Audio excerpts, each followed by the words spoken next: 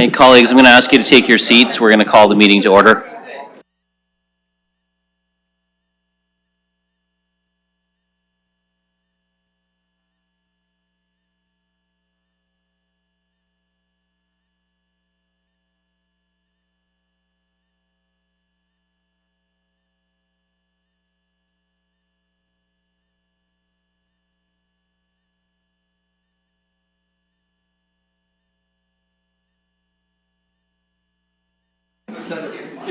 Okay, colleagues, it is 1 p.m. and I'm going to call the first meeting of the Strategic Priorities and Policy Committee to order.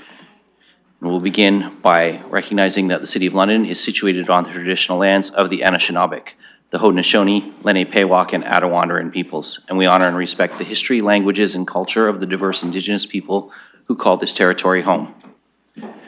London is currently home to many First Nations, Métis, and Inuit people, and as representatives of the people of the City of London, we are grateful to have the opportunity to work and live in this territory. The City of London is also committed to making every effort to provide alternate formats and communication supports for meetings upon request. And to make a request specific to this meeting, please contact sppc@london.ca or phone 519-661-2489, extension 2425. Colleagues, I will begin by acknowledging Councillor Pelosa is with us on Zoom. Councillor Hopkins is absent. And Councillor Trussow is in the building, so I assume he will be joining us shortly. I will begin by looking for any disclosures of pecuniary interest. Seeing none. Then we will move on to the consent agenda. There is only one item, 2.1, micromodular shelter site update. And we also have 3 requests for delegation status. Before we deal with the request for delegation status, I will ask Ms. Datersbeer or Mr. Dickens if they want to provide any quick overview, and then we will deal with the request for delegation status, if you wish to, of course. Thank you, through you, Mr. Chair. Just very briefly, we are pleased to be able to put this report in front of you, and I want to acknowledge the work that's been done across the corporation to get this back in front of you. Lots of things have been happening. Appreciate that this is an ever-evolving piece of work, but we are working to meet the timeline that was set out in the Mayor's direction. So happy to take any questions with respect to this report. Thank you. So we do have 3 delegation requests. I'll look for a mover and a seconder to receive the delegations, moved by Councillor Cuddy and seconded by Councillor McAllister. We'll ask the clerk to open the vote on that.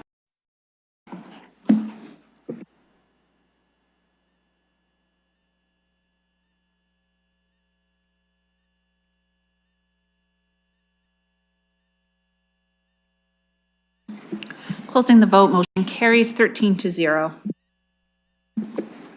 Thank you, colleagues. So our first request for delegation status is Ms. Lazenby from the Unity Project. So I'll invite you to come forward. I know you have been before us in the past.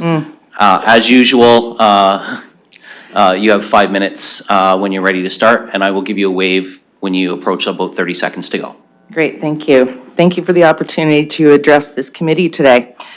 Well, my remarks reflect concerns shared by some leaders within the homeless supporting agencies. They are certainly not representative of what I imagine is very broad and varied views within the sector and community as a whole.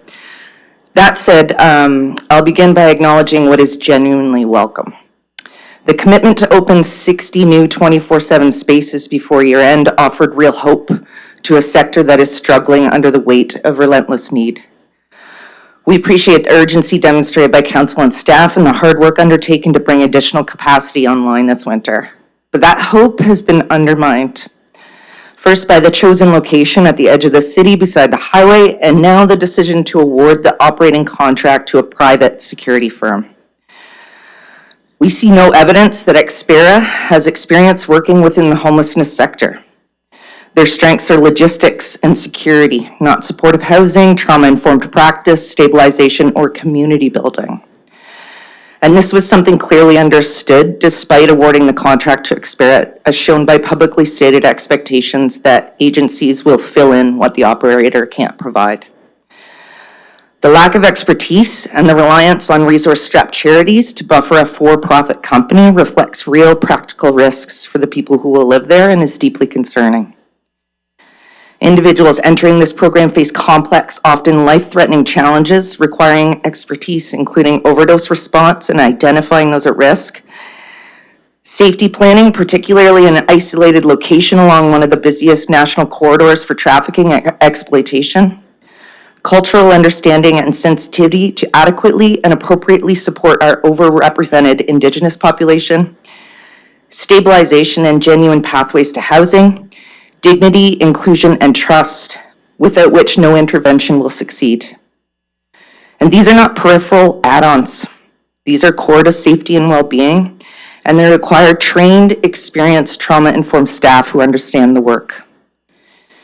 Is the expectation that established agencies will provide all of this? And if so, how do we do that, given our already stretched capacities? And if we do provide training, support, and advice, will the operator be receptive? And will we be held accountable for the areas acknowledged to be outside their expertise? Expera is fundamentally a risk mitigation and enforcement-oriented firm. Combined with a site that isolates residents from the community, there is understandable fear that we are drifting away from the values of dignity, inclusion, and compassion, values that support people towards stability. There's also growing concern that this approach could lead to the forced displacement of people who are unhoused and unable to be accommodated in the existing sheltering system. This would be absolutely unacceptable. People have the right to decline a service that does not feel safe or appropriate for them, and I hope that we can see those fears alleviated in upcoming consultations. I am at this point very frustrated, however, reluctantly resigned to this solution for the time being, as I don't see another path to getting 60 more 27 spaces on board quickly, and we are in a state of emergency. And the stakes are extraordinarily high for those who don't currently have access to indoor space. But I'm asking that the 16-month contract period be used intentionally and not simply endured. We need a plan to plan an off-ramp from this approach and Expera, build capacity within the sector, and realign with the recent report of the Housing Stability Services Procurement Framework that aims to shift from large shelter environments towards smaller, trauma-informed, culturally responsive, and individualized settings. The Wilton Grove site meets neither the scale nor location criteria that are essential to long-term success. So I'm asking council, and primarily those members of councillors who are not, whose wards don't exist in the core, to work with staff now to identify appropriate indoor or outdoor locations in your areas to be considered for shelter space up to 35 people. Planning for what comes after the 16-month contract cannot wait, and if the program needs to be extended, we would have options for locations and a better plan with lead time to allow for a broader community engagement. A clear commitment to doing this work would go a long way in giving purpose to our collaboration in the interim and in ensuring we do not repeat the shortcomings of this decision.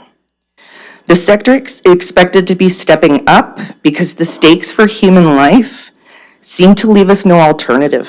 But we cannot and should not be relied upon to compensate for structural decisions that place people at risk from the outset. Thank you for hearing me today, and if it's appropriate or the will of the committee, I'm happy to answer any questions. Thank you, Ms. Lazenby. And our next delegation is Ms. Brumett.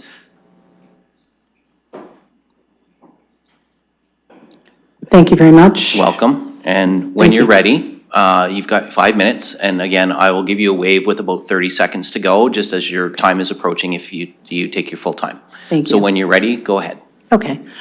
First, let me say that I want to reiterate the presentation from Unity Project and certainly defer to their expertise. Chair, members of the committee, and members of the public, thank you for allowing me to speak today. I have emailed city councilors, and I will not repeat my concerns here regarding transportation for Wilton Grove residents. It remains a very real concern. I'm here as a senior property and facilities manager with extensive experience in health and safety, security, policing, operational planning, and budgets. I've also taken the time to do research on comparable micro-shelter and modular housing sites across Canada, from Vancouver and Toronto to Edmonton, Calgary, Ottawa, Durham, and Peterborough, to understand what works and what doesn't. I want to share insights on a few important factors that could impact Wilton Grove's success. So first, staffing and stabilization. From both my professional experience and the evidence I've reviewed, the people on the ground make the difference. Sites that overstaffed during the first 60 to 90 days were consistently the most successful at building trust and preventing conflicts. When staff are consistent, trauma-informed, and fully supported, residents feel safe. Neighbors feel reassured, and operational problems are minimized. From my perspective, early investment in strong staffing prevents costly issues later and keeps the community running smoothly. Community relations and transparency.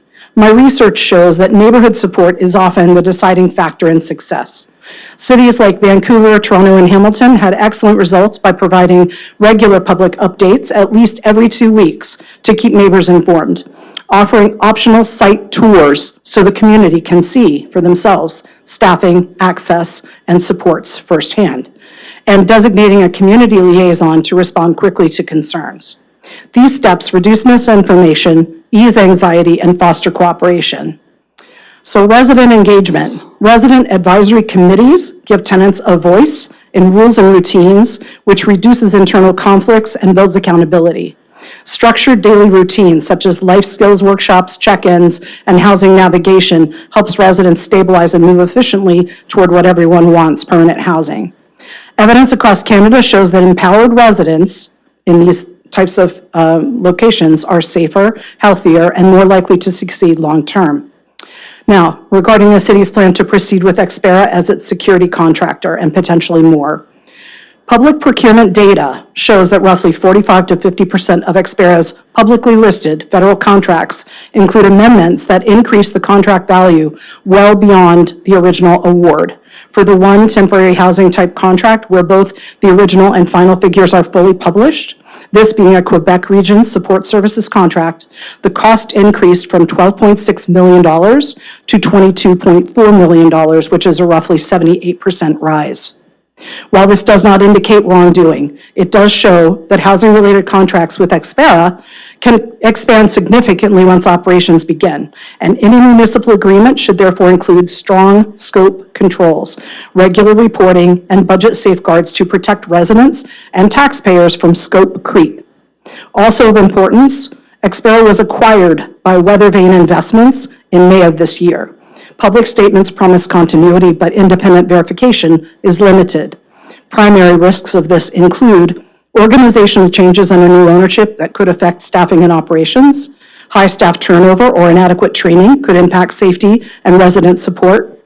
Unapproved expansion in duties, hours, or services could inflate costs and compromise quality. My due diligence recommendations from the field of property, facilities, and operations management is to confirm the leadership and accountability for the site, require staffing transparency and minimum qualifications in trauma-informed care, de-escalation, and supportive housing experience. Strictly define all duties and responsibilities, require written pre-approval for any changes, cap hours and resources to prevent scope creep. Enforce daily, weekly, and monthly reporting, incident review protocols, and the right to audit operations and finances. Ensure that liability, insurance, and resident safety procedures are clear, particularly for off-site risks. The bottom line, scope control is key to preventing unexpected costs. I want to be clear, while I strongly support the city's efforts to help people who are unhoused, I also have concerns about protecting the city, taxpayers, and the residents. For example, if someone exits the Wilton Grove site unsafely and is injured, there are both human and financial consequences. Safe transit access and pedestrian routes, which I've mentioned in my email to the City Council, must be prioritized alongside on-site supports. This protects residents, neighbors, and the city alike. Finally, stable, multi-year operational funding is essential. Turnover among staff is the #1 threat to stability. When supports are consistent, residents thrive, operations run smoothly, and taxpayer dollars are used effectively. In summary, I believe Wilton Grove can succeed if we focus on strong staffing, on-site supports, structured case management, integrated security, proactive community engagement, resident empowerment, safe transit, stable funding, Thank you, and Ms. managing potential scope creep. Thank you for your time and consideration. Thank you. And we have Mr. Clem as our final delegate to speak to us today. Welcome, Mr. Clem. Just as with the others, as I've indicated, you have 5 minutes, and I will give you a wave with about 30 seconds left in your time. So when you're ready, please go ahead. Through the chair, I'd like to thank you, members of council, for allowing me the opportunity to speak. I have concerns about the new shelter site that I bring as a person of lived experience. I'd like to start with this discussion with information about myself that is relevant to my perspective and proves insight. I was diagnosed with depression and anxiety disorders. My inability to navigate my condition led me to becoming homeless, and my homelessness and underlying mental health problems led to drug addiction. I spent almost 10 years in and out of shelters, treatment centers, and housing programs like the trailers at the golf course, 186 York Street, and I was also put up in hotels, but mostly I was alone on the streets. I've been free from addiction for 2 years now, housed for over a year, financed through employment. I worked 1 year at Arcade Street Mission and currently work in another field while I'm in school. I have 1 credit left to complete an addictions and concurrent disorders program, and I just finished my first semester in social service work program at Mohawk College. While doing this, I've earned approximately 20 other certifications that correspond to the field of work that I'm aspiring towards, including a certification in program evaluation. My lived experience, now supported by my education, has taught me the importance of the voice of lived experience. The time I spent in the trailers at the golf course was horrible. Myself and other people that I knew that stayed there found it lonely, isolating, and made mental health problems worse. This has me very concerned for the people that will access this new program. Were service users consulted? How do we know that the programs and services are relevant and that people will access them? There's an expression, not about us without us. From my experience, connection to community was the most important factor in transitioning out of homelessness and addiction. Moving people to a cornfield beside the 401 removes them from services and sends a clear message that you are not welcome in our community. How will this be addressed with such limited transportation? How is the design decided upon? Based on the plans, it looks like a long walk to the bathrooms, which will be difficult for anybody with mobility challenges. People who live in homelessness have negative experiences with security staff to begin with. This seems to be setting the stage for a very problematic power dynamic. Is the staff of this company equipped to provide appropriate care? London has a strong network of not-for-profit agencies that already have positive relationships with the homeless community. Why are we not leveraging this? I've seen reference to people being clustered according to their issues, mental health, addiction, and so on. If true, this is a terrible idea. In dealing with temporary crisis related to fires and floods among people with good mental health is one thing. Poor mental health, addiction, and chronic homelessness is a completely other thing. $7 million is a lot of money for a temporary solution to a problem that needs to be addressed with respect. This project is currently planned for 18 months. What is the plan to transition people beyond that? How will people be supported at the end of this program? How will reporting happen? How will success be measured? What are the actual goals of this program? What are EMS response times at this location? If you look at the records for the number of calls to the Salvation Army, the Mission, the ARC, and Unity, you can see that urgent medical situations are frequent. Even when people stabilize, like at Cronin Warner, for example, I'm concerned for service users and staff safety because of this. When deaths happen, who will be accountable? The last question I ask with all sincerity. My grandparents on my father's side were products of concentration camps of the Holocaust, and my grandparents on my mother's side were products of residential schools in Eastern Canada. So I know the weight of my words when I state, with this plan we are isolating an undesirable group of people outside of the city, disconnecting them from community in questionable conditions, with no way to come and go as they please, staffed by a security company. Does anybody else not think this looks like the beginnings of a concentration camp or residential school? Thank you, Mr. Clem. That completes our delegations, colleagues. So we now have the staff report, and I will look for the motion to receive that report. And then Councillor Trussow has indicated he wants to move an amendment once the motion to receive is on the floor. So look for a motion to receive to start. Councillor Cuddy and Councillor McAllister, thank you. Okay, now I will go to Councillor Trussow.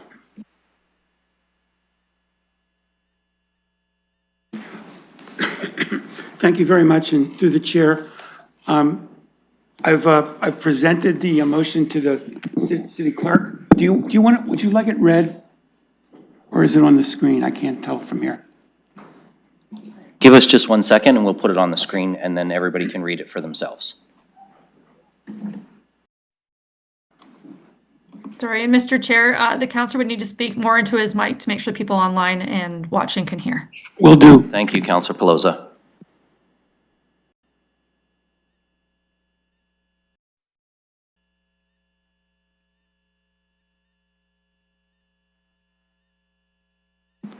Okay, colleagues, you will now be able to find that in eScribe and it's also on the screen.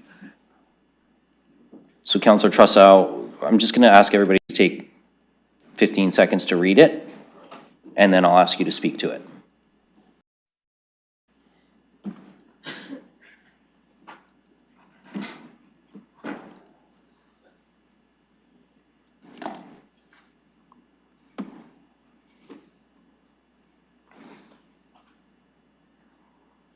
And Councillor Pelosa, as your remote, if you're looking in eScribe, it's vote number 3.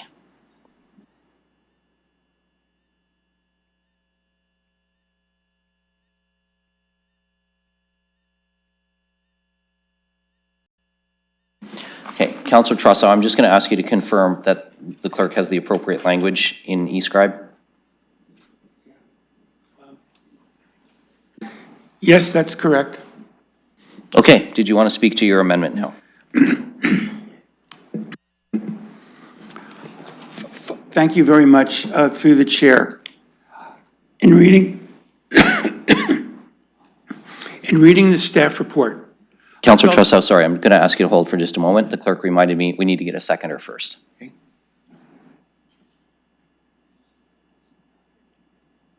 Councillor Hillier. Okay, Councillor Trussow, go ahead. in reading the staff report and in reading the many communications that my office has received, in addition to listening to the anticipated delegations today, it was my view that rather than just passively receive a staff report and be on with it, that this council has an obligation to the community, to the existing service providers, and to all the staff who are going to be working on this to do a little bit more. So I tried to consolidate a few of the major issues that keep coming up into this motion. One deals with transit, one deals with emergency services, and one deals with the other service providers.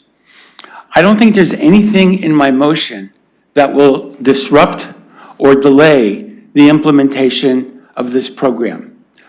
Recall when this first came to us, I was very skeptical, unhappy with the location. I raised a number of issues about wanting to see alternatives. That was not provided. And I just put that aside because I felt so strongly that we need to go on with this program. I just assumed that these details would be taken care of. Now that we're in December, I'm not satisfied that these details are being taken care of. Maybe they are. Maybe my motion is redundant. Maybe it's not needed because all these things are being taken care of. Maybe I should address these issues directly with the service provider or with the police and fire or with London Transit. But I thought it would be helpful to bring this to the council table, to the SPPC table, to bring these together. And I'm hoping, I want to thank Councillor Hillier for seconding my motion, and I'm hoping that we can have a discussion about each one of these items. I remain very concerned, especially after hearing these delegations, that we haven't thought out all of these questions. And it may well be that there are activities happening behind the scenes with Xpera and the others that would satisfy my concerns, but I need to hear them. I just don't think that this council should be relegated to being a passive recipient of a staff report without taking the responsibility to ask additional questions. So I'm asking those additional questions today, and I'd like to hear what others think, and I'll reserve the rest of my time if I have any left. Thank you. Thank you, Counselor, and I'll just let you know you've used 240, so you've got about 220 left if you want to come back for a second round. Looking for other speakers. Counselor McAllister. Thank you. And through the chair, I mean, I'll just ask the obvious question here. In terms of B, C, and D, as the councilor alluded to them, can staff comment in terms of conversations that have been had to date in terms of what is being put forward in this amendment? Well, why don't I start with Mr. Dickens or Ms. Ramalou?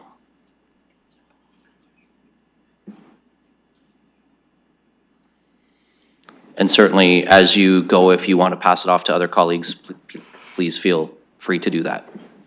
Thank you. Through the chair, yes, we did have a conversation with LTC early on. As noted in the report, they did note that any changes in the service provision would have to be reviewed in time for September, and any changes would be made in September.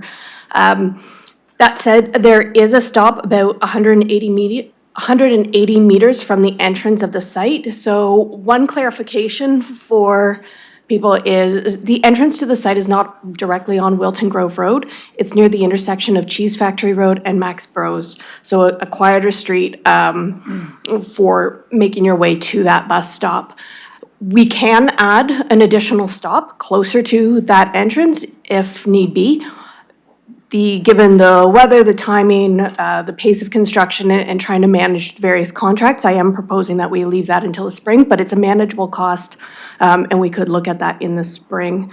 We are aware that, yes, this route only runs Monday to Friday, but I will pass it off to Mr. Dickens to discuss the transportation options being provided by the service provider.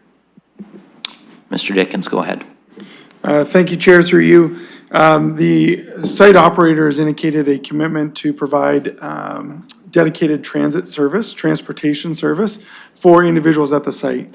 What we're going to do is we're going to make sure that that is a commitment that's available on day one, but to make an assessment on what that will look like is really going to be dependent on what the individuals require. We wouldn't want to prescribe and say you must provide this at this pace on these days if that's not the needs of the individuals. Perhaps folks need more transportation than that, perhaps they require less, but it'll be on an individual basis. Xperi is already committed to doing that. They've submitted us plans and budgetary figures to reflect that. As far as C goes, through you, Chair, on October 27th, we held a community meeting at North London Optimus Community Centre, of which there's about 32 different representatives in the room from different community organizations that provided direct feedback on the site plan design, to which many alterations and changes were provided and made. There was also feedback on the type of services that would be required and the type of security measures that would be needed in terms of cameras, lighting, fencing, and some controlled entry and guest management expectations. That feedback from community partners has already been embedded into the project at this point and has been reflected in the site plan alterations and the service alterations. Furthermore, on December 18th, there will be a community partners meeting with Xperi in attendance, meeting with all invited community agencies that provide this type of service or relevant services in the homeless prevention system, of which organizations and the site operator will meet, will engage, will gather more feedback, more suggestions, but also have those conversations about what are non-negotiables when it comes to supporting vulnerable populations, and also do some demystifying in terms of what Xperi will and won't do and who they are not. That conversation on December 18th is expected to produce a better understanding of what additional services will be provided on site. We know we've had some consultations and some outcomes from these community meetings where organizations have indicated that they will provide support to vulnerable people on this site. I don't believe that support to vulnerable people was contingent on a certain provider. I believe that commitment to support vulnerable people remains in place today as it did when they offered it. So that should address item C. And for D, I'll pass it over to Mr. Ladouceur. Mr. Ladouceur, go ahead. Thank you, and through the chair. As far as emergency services go, I can say that we've engaged with emergency services shortly after this project started and continue to do so up until today. Just as recent as yesterday, we held a meeting with the local business community with London Police as well, present for that meeting, talking about everything from response to management of the site. London Fire Department accompanied us on a site tour as well of another facility and remains deeply engaged, as well as EMS. And we continue to collaborate with all three emergency partners. Councillor McAllister. Thank you, and I appreciate that. I think that's important to know those conversations, as Councillor Trusso indicated. I mean, these things have happened, not addressing necessarily everything. I would also say with B, I think there's two things kind of going on with what the councillor is asking. The London Transit Commission has been indicated that's something that would need to be done in September, and so I think the commission is probably better equipped in terms of trying to handle that.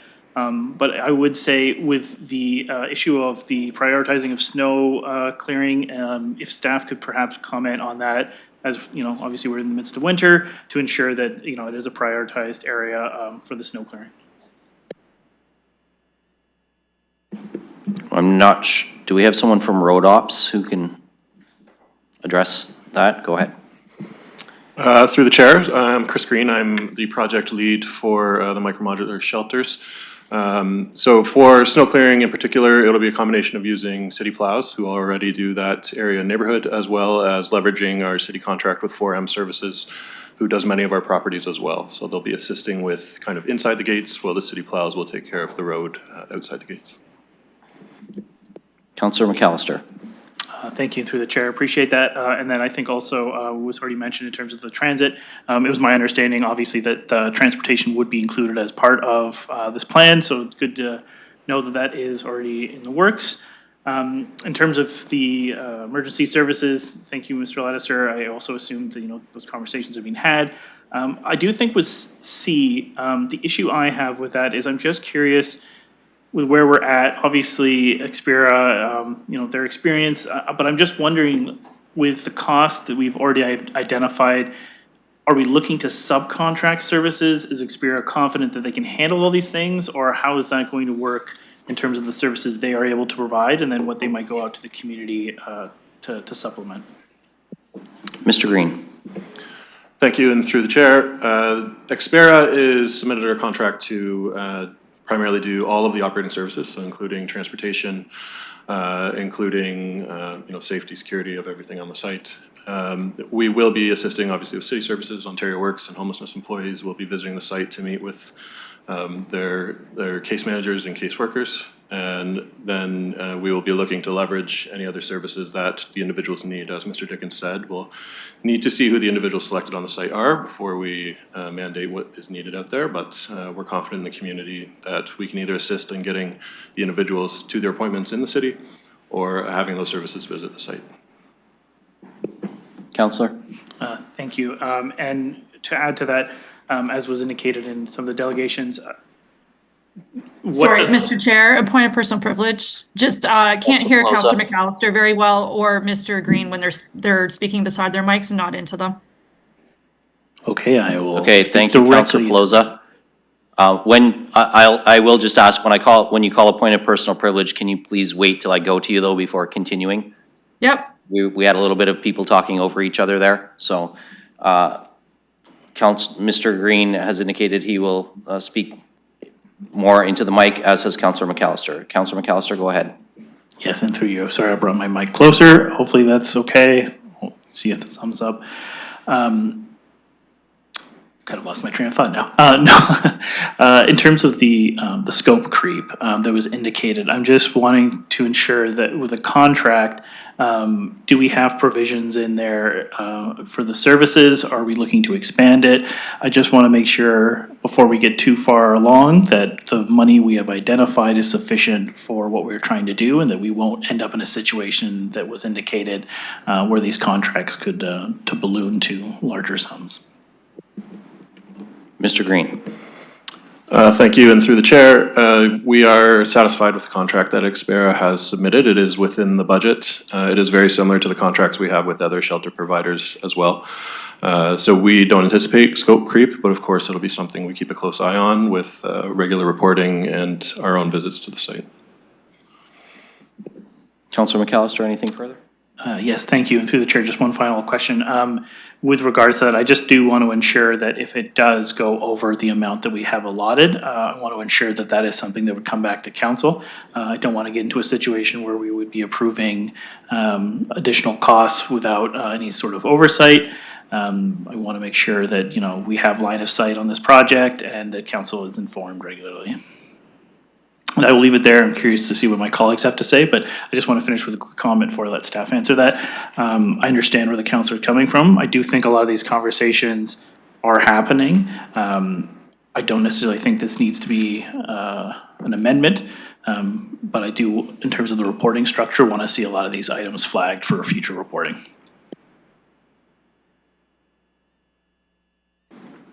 Thank you, Councillor McAllister. I will just ask Ms. Barbone or Ms. Daters-Bear with respect to cost overruns, what the report back to council before approvals would be from a financial perspective, or if you want to hand that off to another member of the staff team.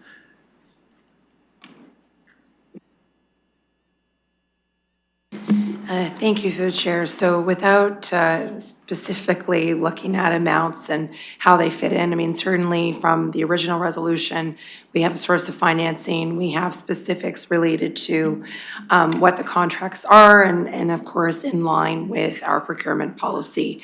So certainly if there are additional funds in accordance with our policy that requires us to come back to council, we would. And as we've noted, we are committed to regular updates as well. This is no different than another contract and the provisions that we have for all construction contracts, if there are overages and how those are handled in line with appropriate council policy, we would take that back. So in speaking in generalities, without seeing the exact amount of the contract and whether that is within our thresholds, et cetera, in the area of transparency, as we continue to report out, we would advise if it wasn't specifically required through the council approved policies. Thank you, Ms. Barbone. Councillor Pelosa, I have you next on the list, and then Councillor Ferreira. Thank you, Mr. Chair. Question for clarification through you, either to the mover, just noting that it says report back to a future meeting of SPPC. Is the intention a verbal report back or a written one? Like a briefing note or like a full report? Just I know that will affect when we get it and how much staff time it takes.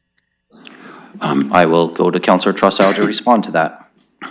Thank you for the question. I prefer a written report over an oral report.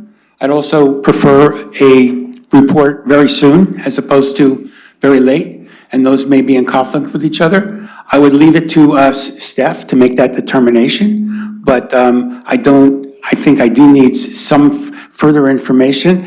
I originally wrote this motion to say, please try to get this information to us by the council meeting. That wasn't possible in terms of the motion, but I think time is of the essence here. So however this is done, I would like these issues dealt with very expeditiously, and I do think that we need fuller reports at the council table. I hope that answers your question. Councillor Pelosa.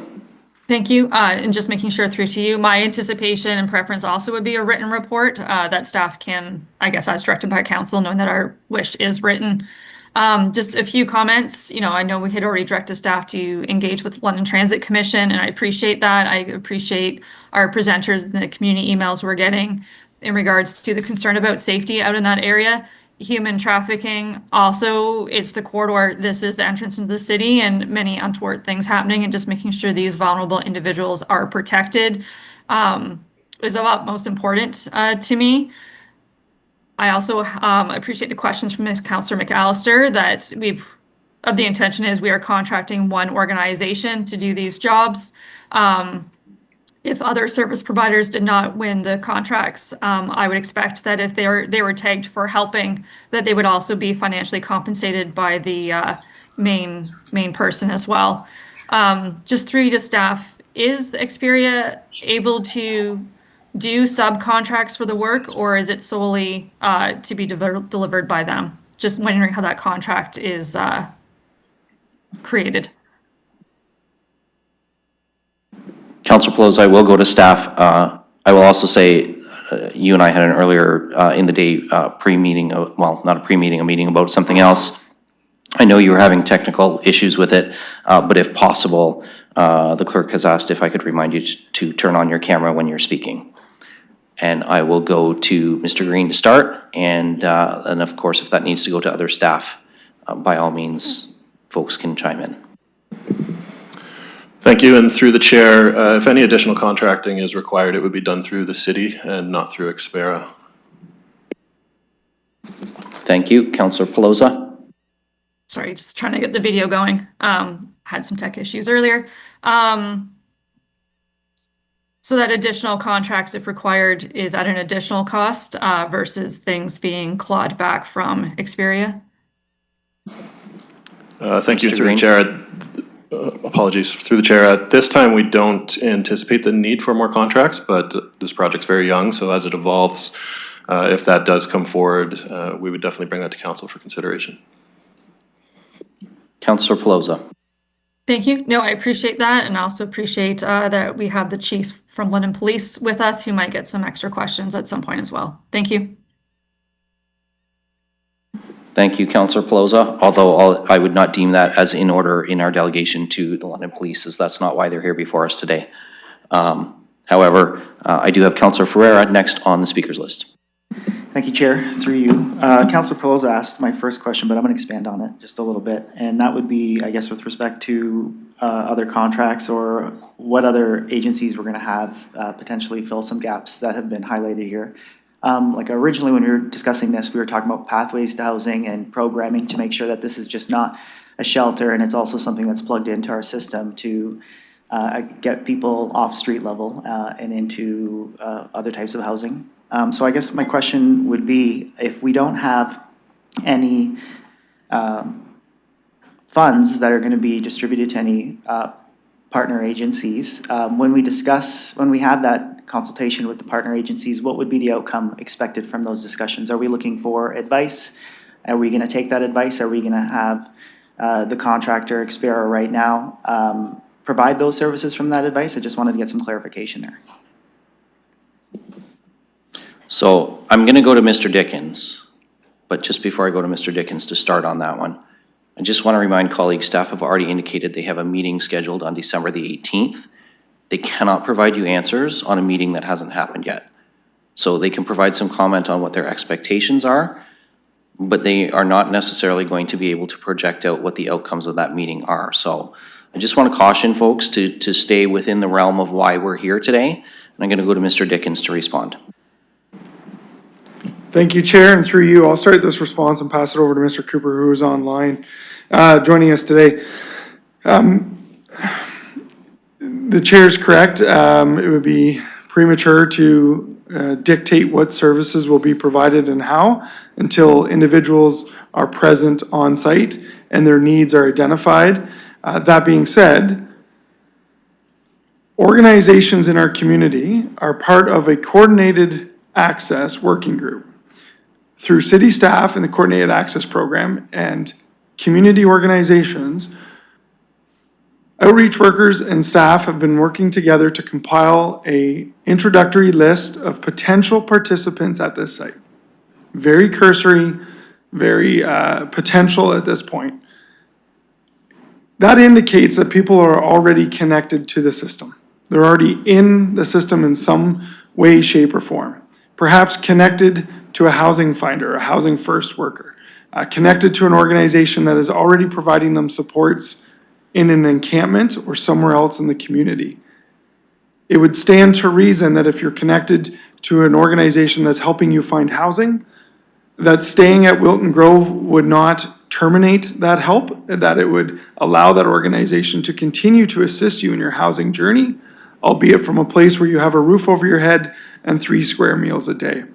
The meeting that we have discussed is happening next week, helps to solidify where we need to lean into community expertise even further than we have already when it comes to mandatory training for Expera, when it comes to matching to the site, when it comes to linking individuals that are already connected to services to those service providers, as Mr. Green indicated, via dedicated transportation down to that organization or that organization coming on site. We are moving at lightning speed here to make sure 60 people come inside this winter and next winter, and we want to make sure that we are not taking a step back when it comes to their well-being. So leaning on the community experts that are already supporting these folks will be essential to continue. And I may have stolen all of his regards, but I'll pass it to Mr. Cooper. Go ahead, Mr. Cooper. Thank you, and through you, Mr. Chair, as typical, Mr. Dickens has stolen most of the thunder on that. I just will reiterate, the work is just beginning, and our teams are working quite closely with community members, as Mr. Dickens has indicated.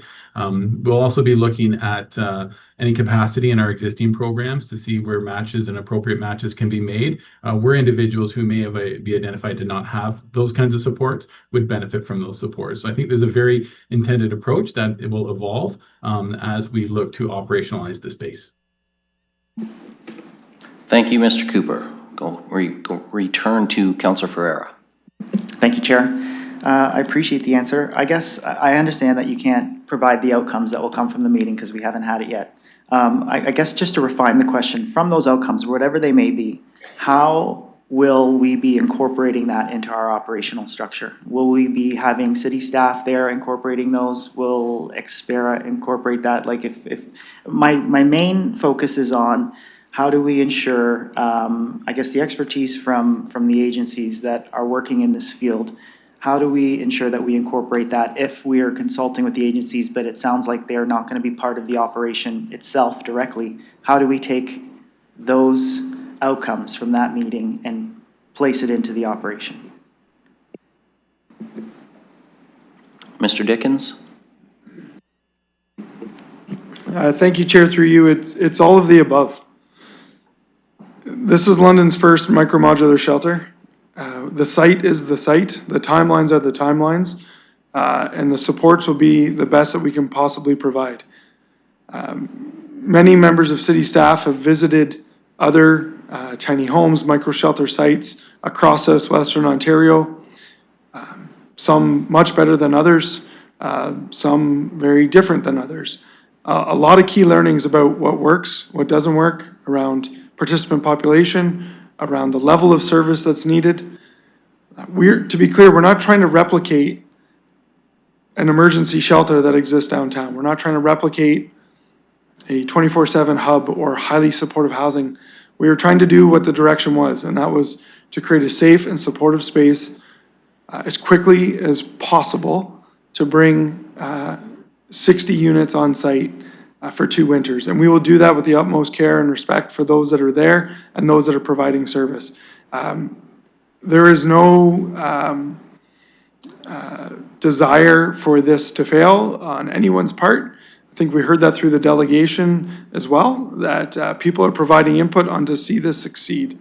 So we will ensure that whatever feedback we get is directly fed into the operations, including any training that is required or the community feels is necessary. We would be happy to oblige. Councillor Ferreira. Thank you for that. Okay, I guess I'll move to another question. With the transportation, if I were a resident at the micro shelter and I wanted to get a ride, let's say somewhere in the city, how how are we foreseeing that to be done? Am I requesting Xpera to give me the ride and they just provide the ride when the time comes up? Or do I have a limited number of rides a day? Is there a time operating window that rides are available and they're not? Mr. Green. Thank you, and through the chair. So Xpera will have a dedicated shuttle. What type of vehicle that is, we are not sure at this time. They will also have a dedicated driver. Again, once we have a better idea of the individuals living on our site and their needs and the appointments and meetings they need to go, we'll set up a policy and procedure on how they work with Xpera to schedule that, whether it's the day before or day of, or the shuttle has designated stops. Those are all various models we have seen in our visits to other communities. So we will work with both what other communities have provided us in their procedures and what will work best for our community. Councillor Ferreira. Thank you for that. Another question I have would be PPE. What type of PPE would Xpera personnel on site be wearing or be using? Okay, Councillor Ferreira, I think you're really straying from the amendment and weighing into like micro operational details.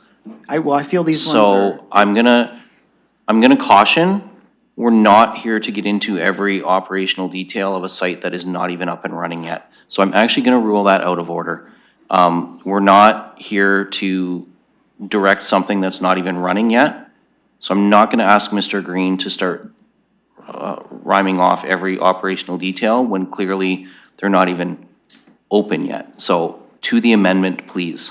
Okay, the comment was really on, or the question was on trust, based on the trust factor, because I do know that people in the community may not necessarily have the best experiences with security personnel, so that's why I asked the question, but I can save that for another one. I guess in that case, I'll just say some final comments, and then I'll have some more on the main motion. But I do believe that, I had a conversation with Councillor Trusso before this motion came on, before this meeting started. Some of the items, some of the questions that I have for this motion, I've been asking, and I've heard some other colleagues ask that too. But I do believe that some areas in this motion are basically going into areas that we importantly need to know. There's some good questions here. So aside from what I told Councillor Trusso before the meeting, I think I'm going to support this amendment as it is because, we are moving quite fast, but when we start moving this fast, and I know there's an urgent need to do this, we may find ourselves missing some big stops. So just to make sure that we have that reporting come back to council, just so we're fully informed, I do see that this amendment is asking for that, so I will be supporting this amendment as it is. And I'll save I have some more comments for the main motion, but I'll wait. Mayor Morgan. Thanks, Chair. So I'll make a couple of comments. First, I liked Councillor McAllister's questions because he basically got all the answers to the motion that was before us. And so when I read the intention of the first part, sorry, let me just going to help Councillor close out here. When I read the intention of the first part, I want to get some information on transit. Both the information included in the report, the engagement with London Transit, as well as the information about what the operator is going to provide, which will be based on the customers there. I think that's pretty clear that there's some answers been given. The second one about consulting with expertise on the micromodular site. Mr. Dickens answered very clearly about the robust consultations that happen in the site design, the future meetings, and the commitment to ongoing consultations with people who have expertise and the willingness from those to engage and continue to make the site operate as best as it possibly can. On the third piece, I think Mr. Ladouceur answered that about the existing work that's been done, even the site visits and engagements with emergency services to ensure the provisions are there. So when Councillor Trossau first put this on the floor, he said, wanted to put this on the floor for discussion, but maybe a lot of this is redundant. So I actually feel that it is redundant. I think our staff are doing excellent work in all of these spaces. Very legitimate for us to have this question and answer of our staff to get the information out on the floor and into the public realm. But I'm not sure we need to come back with a series of reports that are going to be out of date by the time we get them, when staff is actively working through all of these issues on an ongoing basis, as you've heard from the answers to the questions. So I think you can expect that our staff are going to be very transparent about giving us as much information as we possibly can on a site that we are very interested in the details on an ongoing and regular basis that might even be faster than regular meetings of SPPC. So if people want to support the motion, that's fine. I'm not inclined to support it because I trust our staff to do all of this work, to continue to answer the questions that we've asked. I think they've answered pretty much all of these questions, and I trust them to give us ongoing information like they have, either through memos to council, updates at other meetings, being available through SPPC to answer questions. And I appreciate and respect the desire of colleagues to have answers on these questions which members of the public have raised. And I think you equally could have just, instead of putting a motion on the floor, asked all of these questions and got all the answers before us. So as for the amendment, I'm satisfied with the answers at the moment. I'm not inclined to support the amendment. I don't think that precludes colleagues from continuing to ask these questions. And I think from what I heard, they're already ahead of it on pretty much all of these things. So I expect them to continue to be ahead of it on all of these things because there's a lot of teams from across the city pulling together a lot of expertise to pull this off in a short period of time. And they pretty much hit all the answers to these questions already from the floor today. So I'm going to continue to have that expectation that they'll be able to do that and they continue this work. Appreciate that councillors want to put the motion on the floor. I'm not sure it's necessary. I go back to the mover's point about it. It's, this might be redundant. I'm not sure it's necessary. So fully respect that this is a debate we should have and did have on the floor though. Looking for any other speakers? Councillor Stevenson. Thank you. I just had a couple of questions. On page 4, it talks about the key performance indicators, and I wondered if we knew what those were now or whether that could be included in one of the updates.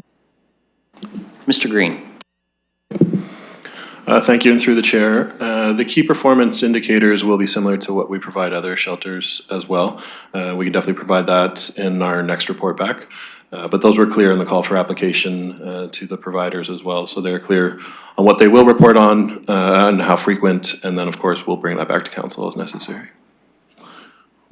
Councillor Stevenson. Okay, thank you. I'll look forward to seeing that in the update. And the other question is regarding the shelter portion of their checks. What's going to be happening with that? Mr. Cooper.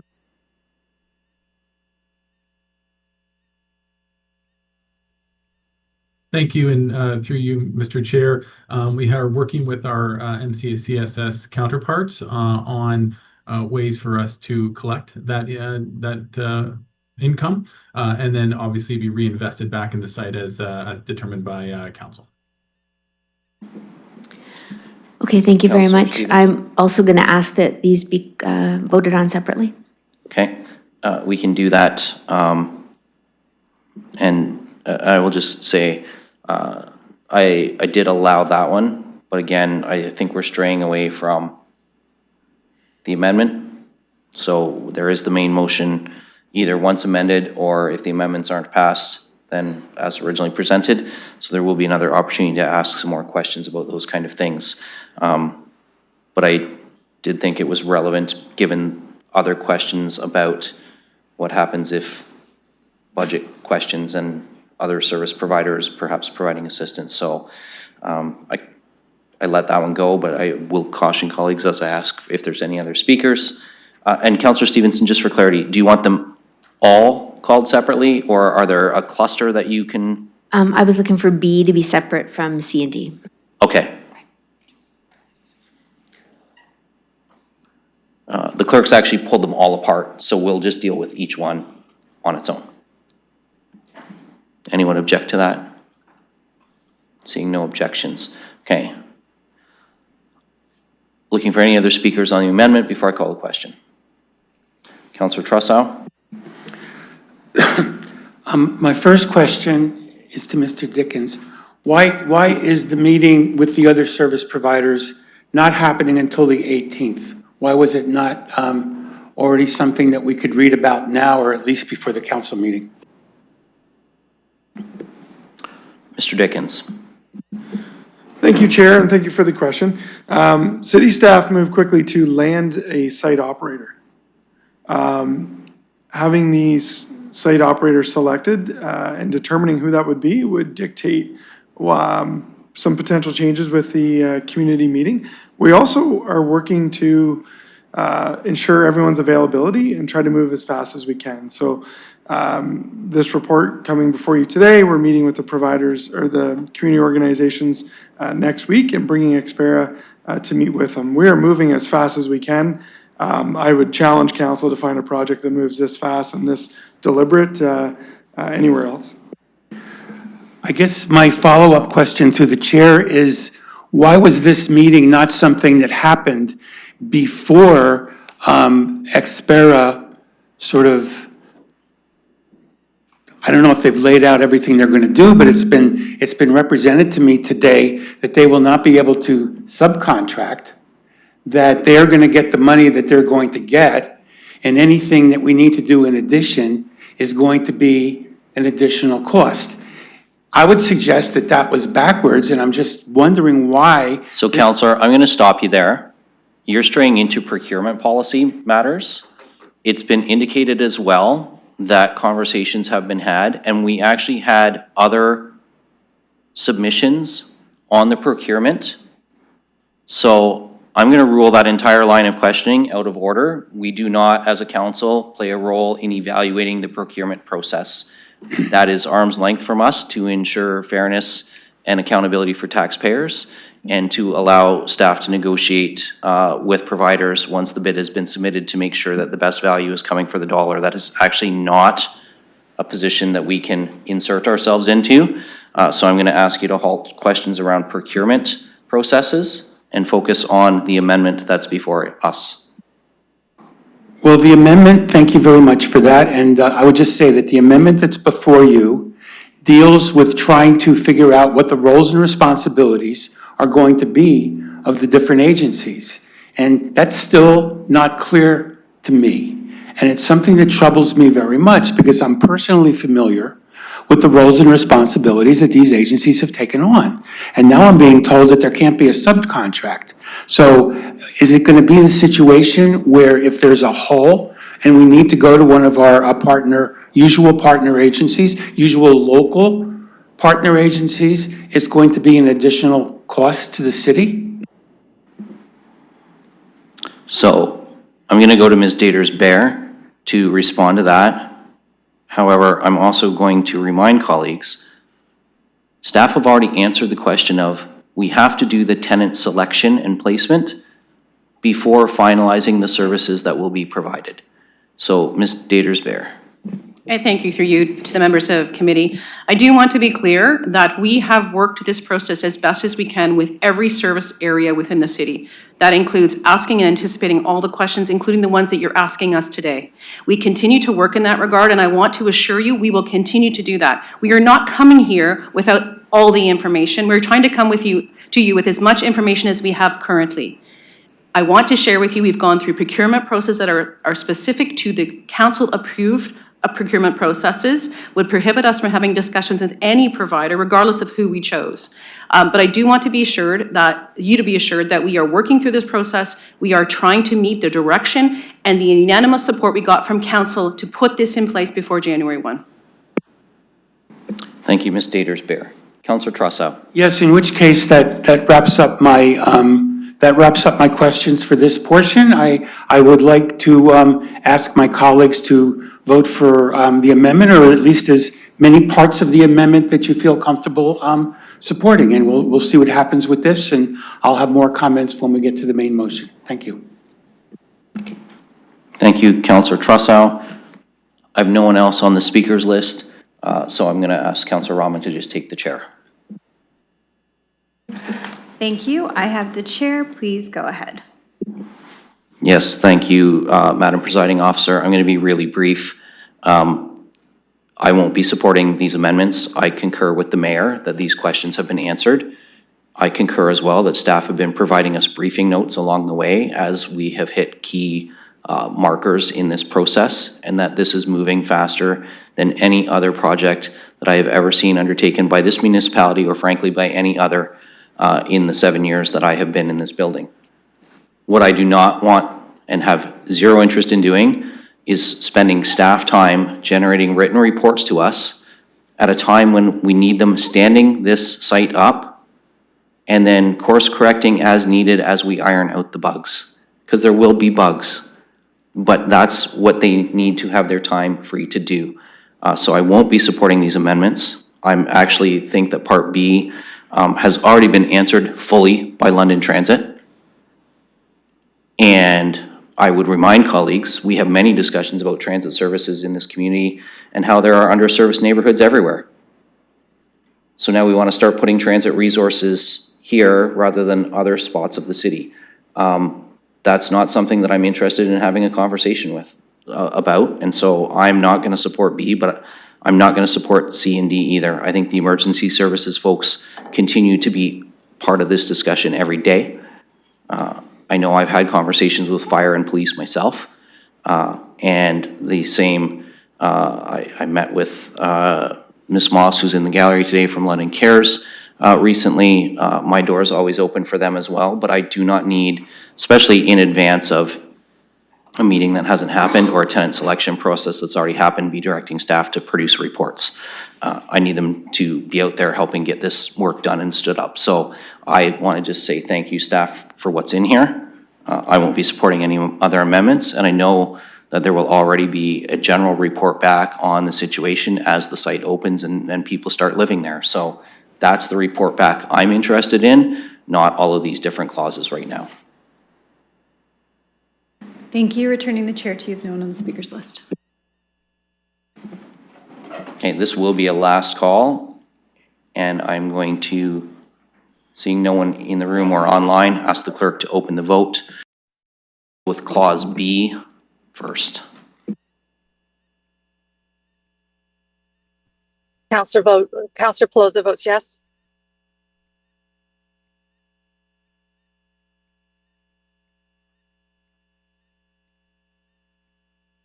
Closing the vote, motion fails, 5-9.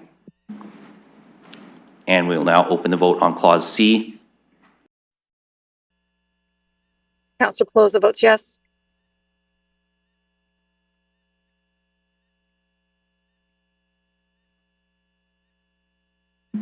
Closing the vote, motion fails, 5-9. And opening the vote on clause D. Councillor Pelosi votes yes.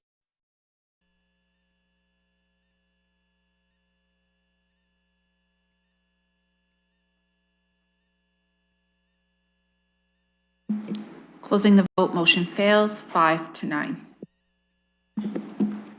Thank you, colleagues. We're back to the main motion as amended, or as, sorry, main motion, no amendments. And I'll look for speakers.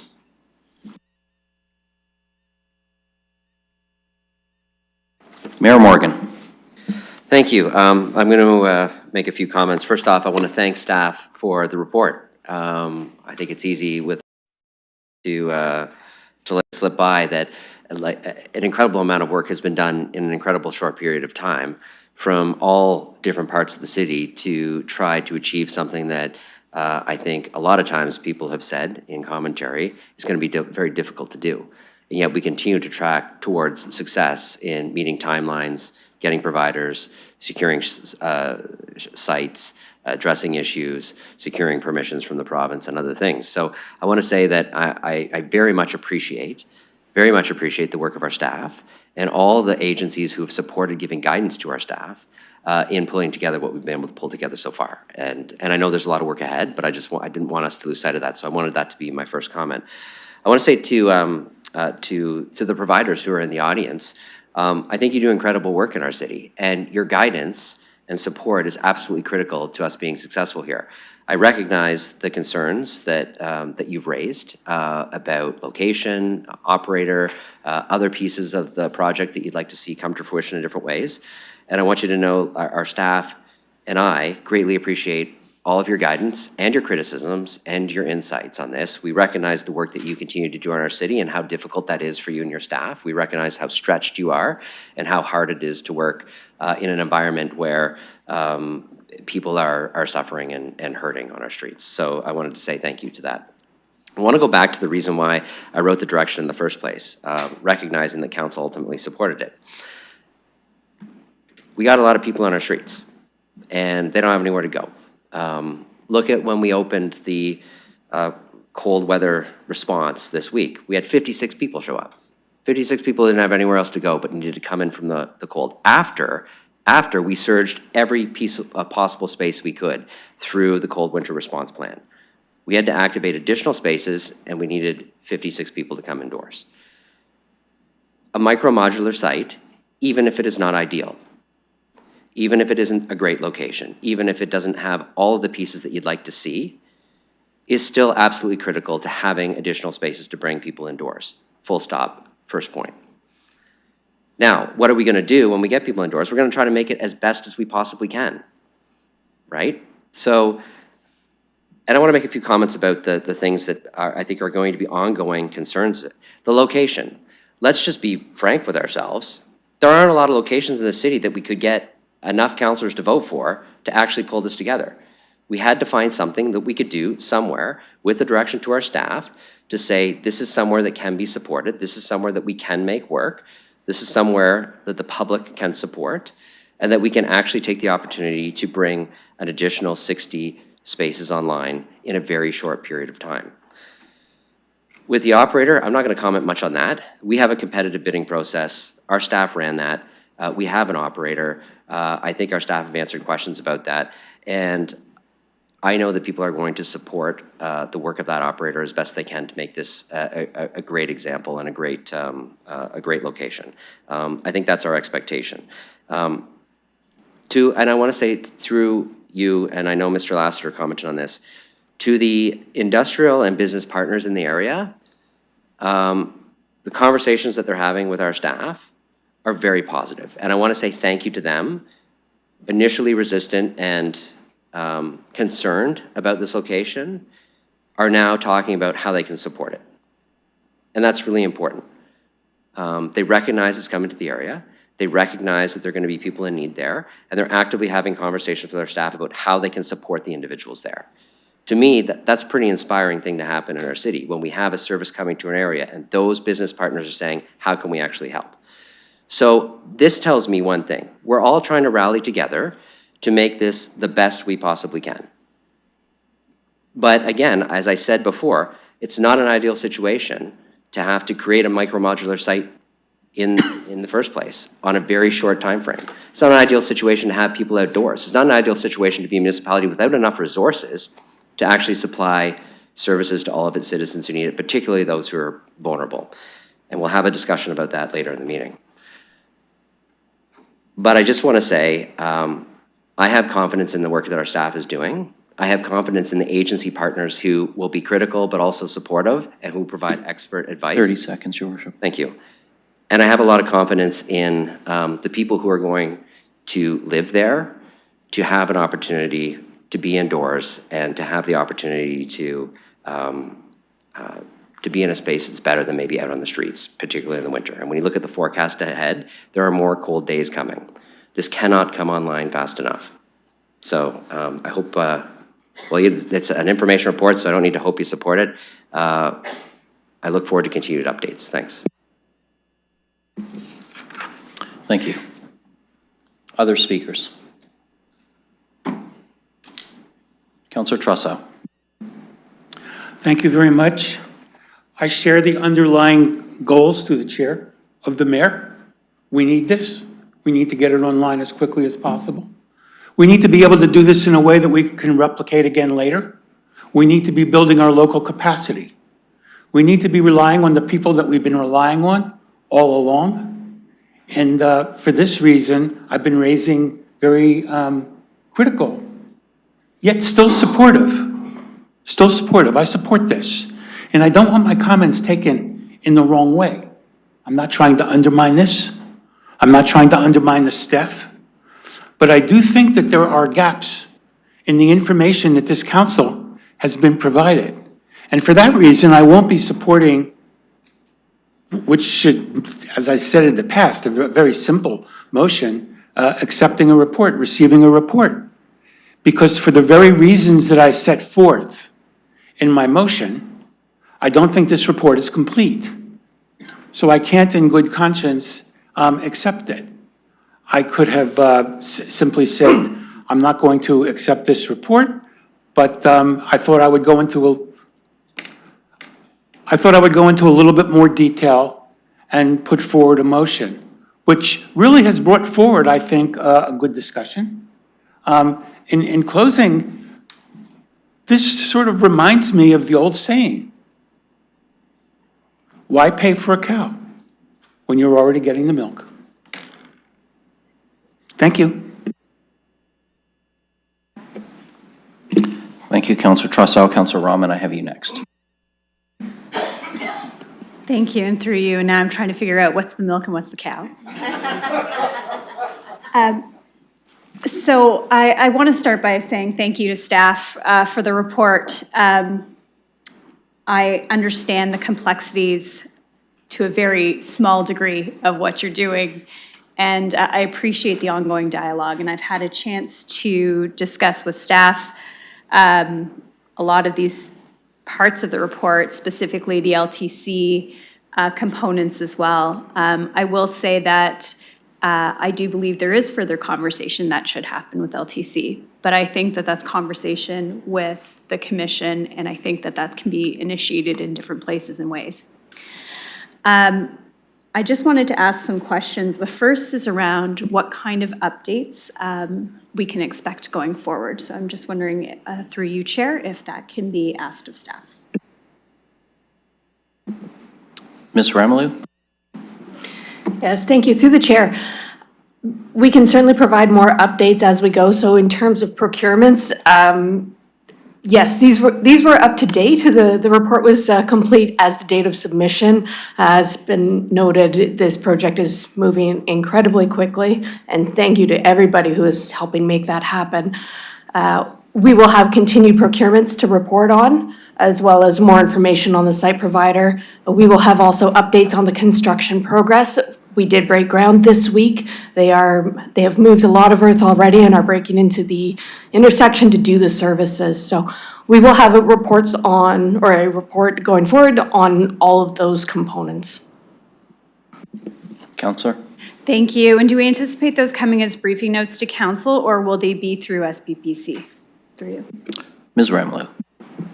Thank you. Through the chair, a briefing note to council through council notifications would certainly be the most expeditious way to keep you updated, because we can turn those around very quickly. Providing reports to SPPC requires a longer lead time. So as you see in this report, for instance, things are a little bit behind where they are today because of the timelines. For instance, in the permitting, it's noted that they are on, no delay is expected. Well, there's definitely no delay because we received both those permits within days of this being submitted. So those memos or through council notifications would certainly be the quickest way for you to receive that information. Councillor Rahman? Thank you. And from the perspective of public input, frequently asked questions, et cetera, what do we see as our communication strategy to help address some of those questions, concerns, and many, many comments that are coming in? Mr. Green? Thank you, and through the chair, we do have a Get Involved page that has been set up nearly since this project was announced by the mayor back in September. It does have an FAQ page going up, and we'll continue to add to that as inquiries come in. There's an email address that's monitored by myself as well as members of corporate communications, and we triage that as necessary, and again, we'll continue to add to the FAQ list as necessary. Councillor? Thank you. And just so that we can understand, what will be the process if there are concerns or complaints with any of the providers? Mr. Green? Thank you, and through the chair, there'll be many opportunities for the residents as well as other providers to submit their comments and concerns, again, directly back to the project team, to Expera themselves, or as the individuals have opportunity to meet with their caseworkers and case managers, concerns can be brought forward. And in addition, the email address set up on Get Involved will be open to the residents to submit anonymous or as they choose, directly to the project team as well, if they so choose. Councillor? Thank you. That's very helpful, and I appreciate that you've looked at this from different angles and different ways of addressing some of those concerns. I think I would greatly appreciate hearing back after the meeting with local providers, just to understand maybe some of the questions, maybe some of the concerns that were raised, perhaps some of the agreements. I can understand maybe there's some concerns around what kind of rules and restrictions that Expera may have, and I'm wondering if those will be made public any other way, or will they just be shared with council?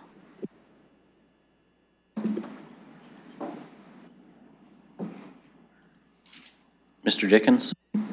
Thank you, Chair. Through you, we can't presume that there's going to be issues with rules or restrictions or guidelines, as those will be co-designed with community partners in mind. This is not a security compound.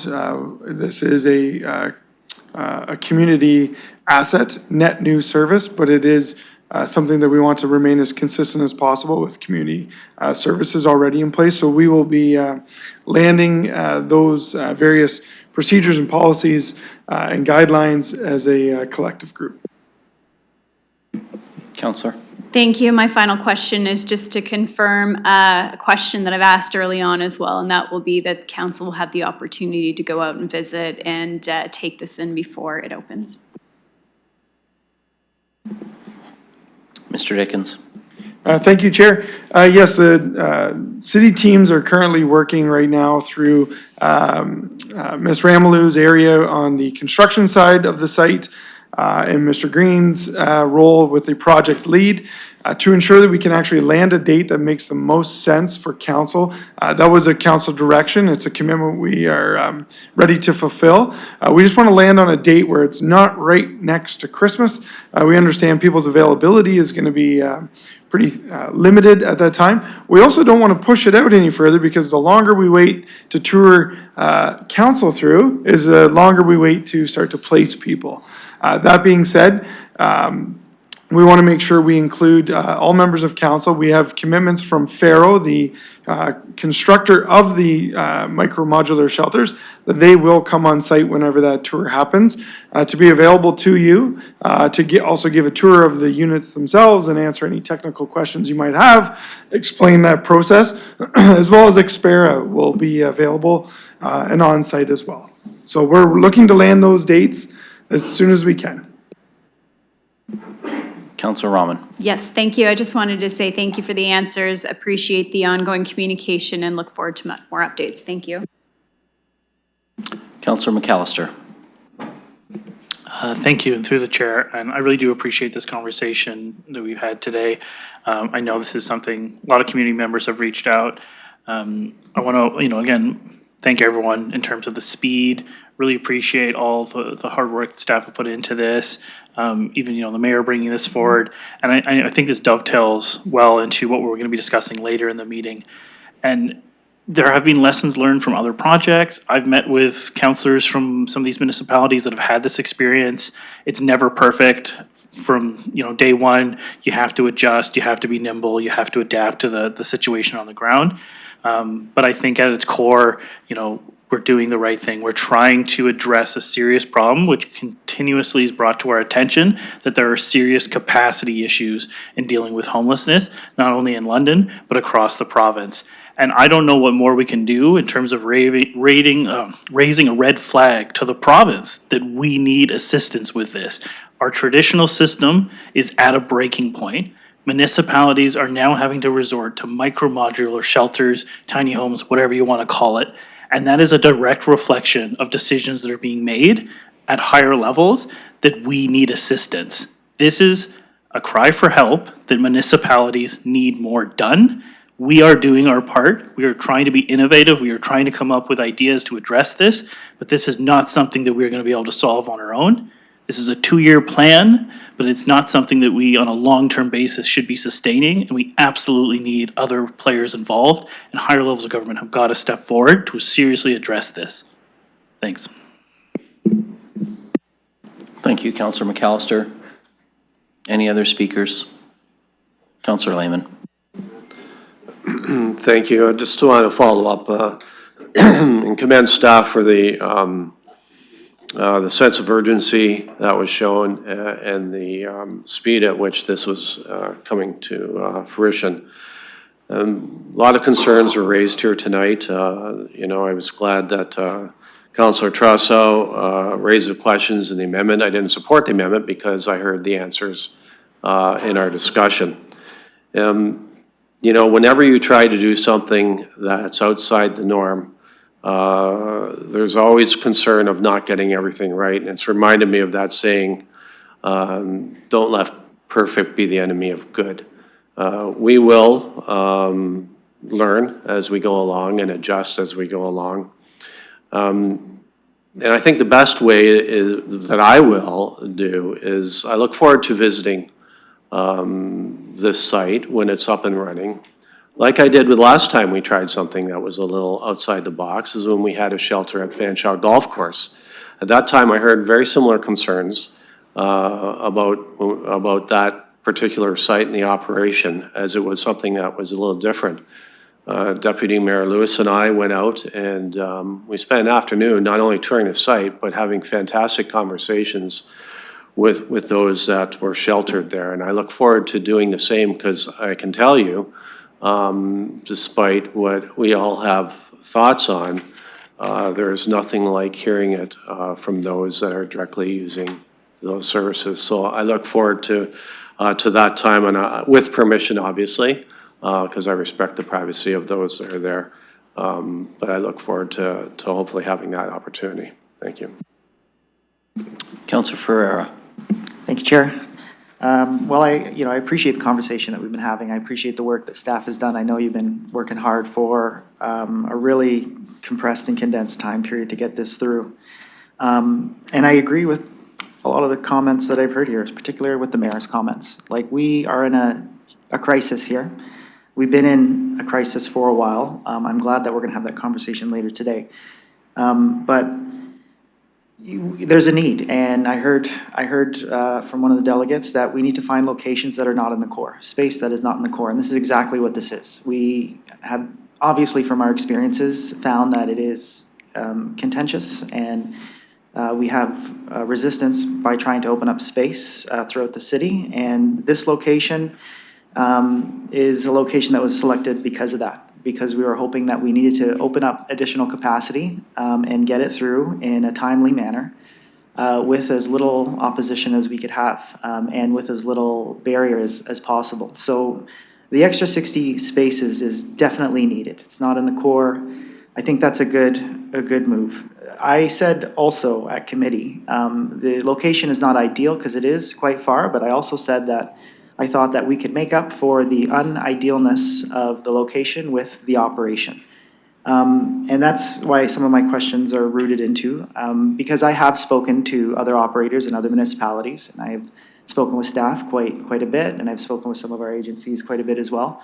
And I do believe that that operation is really going to make the success story or not. It's going to be basically the marker of if this is going to be replicable or if it's not. It's going to basically decide whether we continue this and continue those spaces when the time comes up or it's not. And those are the areas that I'm kind of focusing on. I liked what I heard from the delegates, frustrated but reluctantly resigned. I think that's probably exactly what I feel. We need the space, and this is a hard place, and it's obviously a compromise with council on how we're going to move forward. It's not necessarily what I had in mind when we started this, but I'm hoping that I get proven wrong on some of my thoughts and some of my issues that I have with the operation. I do hear that we are going to make adjustments as we see placement. Adjustments for me mean more money. It means more resources put in. Any adjustment that we do, especially if we're going to be expanding capacity, once we find out who's going to be living at the microshelter, is going to cost us money. So I would expect a report back coming to council with extra funds, or how would those, I guess, extra capacities that are going to come up from our conversations with agencies, or as we learn as we go, how do we implement those? So at this stage, this is a receive of report. I'm going to approve the receipt of the report, but I do have my concerns. Some of my questions weren't answered here. So there are questions that still have not been answered. And I would really like to follow up, I guess I will, offline with staff on some of those. But in the end, you know, the one thing that we really need to know is for the success of this operation, we need to have trust. That's the main thing. And how do we build that? That needs to be a focus. I'll just be making that statement. We need to be focusing on building the trust with the people that we're servicing, with the people who live around and work around the people we are servicing in the city, to make sure that we have an operation that is functional and is successful. We need to have that to show, not only to continue that 60-bed capacity that we're expanding here, but also to see if it can be replicated in the future or extended. This is going to be, you know, a big marker for us, and I'm just hoping for the full success that we have here. That's ultimately what I want to see. I want to see success. I wanted to see it run efficiently. I want to see good stories come out of what the outcomes were of this initiative, and I want to see, you know, anything we can to kind of reduce the crises that we are currently experiencing right now. 30 seconds, Councillor. So I can end it there, but that would be my call. Thank you. Councillor Frank. Thank you. Yes, I had a bunch of questions, but they've already been asked and answered, so I'll just make a couple comments. And in regards to, some of my questions include, what would the complaint mechanism be for, you know, any participants or support providers who might have some issues moving forward? What do the metrics look like, and how often are we going to get reporting on that? That's been answered. And also, what will the programming look like? And again, it sounds like that discussion will happen between service providers in the next couple weeks, and we will learn more at that time. So those are my three main concerns. And again, it sounds like we're still in process with that, so I can appreciate not all the answers are available currently, but look forward to hearing more. I appreciate all the work that staff have done to move this along at lightning speed, and as well all the comments and feedback from the community and from the guests in the gallery. I take them to heart, and again have been doing some work to discuss this with staff and colleagues to make sure that we have as good a project as we can, given the time and the resources that we've allocated to it. So again, I share similar thoughts to Councillor Ferreira, where I look forward to seeing how this progresses, and I'm hopeful. So I'll just leave it at that. Thank you, Councillor Frank. I have no one else on the speakers list. Councillor Pribble. Thank you. And also I would like to thank the staff, because the direction which we given you not long ago, you really came up and you came up with a solution for us for future to address these concerns. I'm not going to talk, I've already talked quite a few times about the location, selection of the individuals being there, and case management importance. But what I'm going to talk about is December 18th. I think that's a key to the success. Decisions have been made, we are moving forward. On December 18th, Expera, local organization, city, shows up with open-minded, no egos, no special individual group interests in mind, just the individuals who will be staying there and 500,000 of Londoners. I truly believe this will be a success. It's a lesson, it's a great experience for us, ahead of us. How can we come together, all of us, as an organization, as a community? December 18th is a key for me. If it's a success, this project will be a success. Thank you all. Any other speakers? Seeing none, I'm going to ask the clerk to open the vote.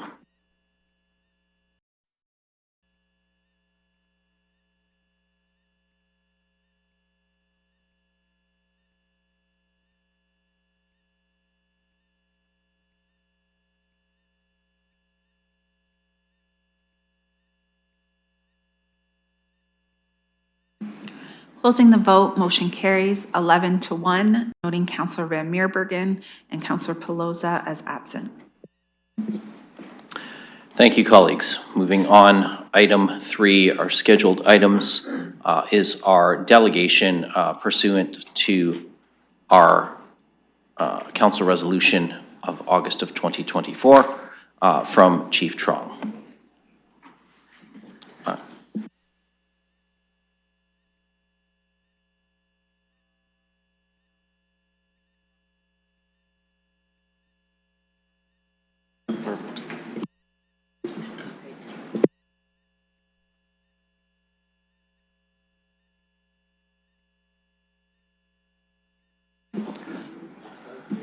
Welcome, Chief. Pursuant to our resolution of 2024, you have 10 minutes to provide us your annual update. I know Mr. Goss is here on behalf of the Police Services Board, should colleagues have questions that are board-related. And I know you've got your deputy chiefs and the amazing Ms. Santos with you as well to assist.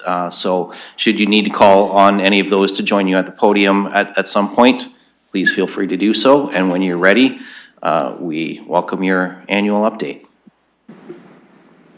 Thank you, Chair, and through you, I won't need to introduce my team, who you already graciously identified. I'll just acknowledge that I am joined with Chair Ryan Goss from the Police Service Board, and up in the gallery is member Mike Wallace from our Police Service Board, who is also here.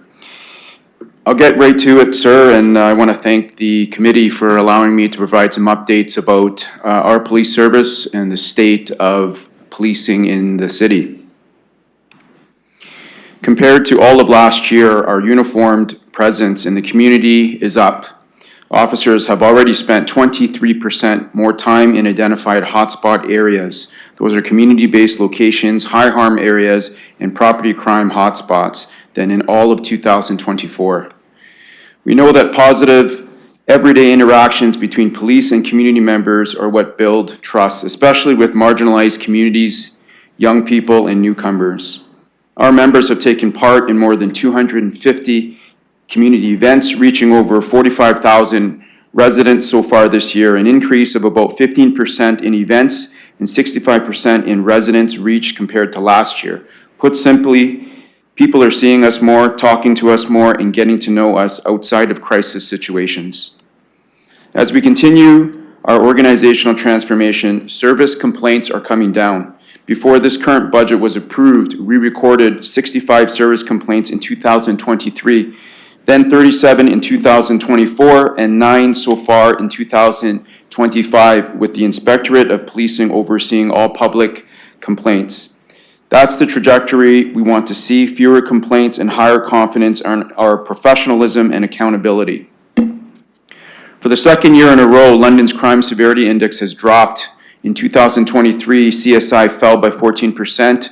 Last year, it dropped a further 6.9% to 65.89, and we remain below the national average for a second consecutive year. That has never happened before for London. Overall, response times continue to improve, particularly for emergency calls at the 90th percentile. Priority run response is now 9 minutes and 1 second, improved from 9 minutes and 36 seconds in 2024.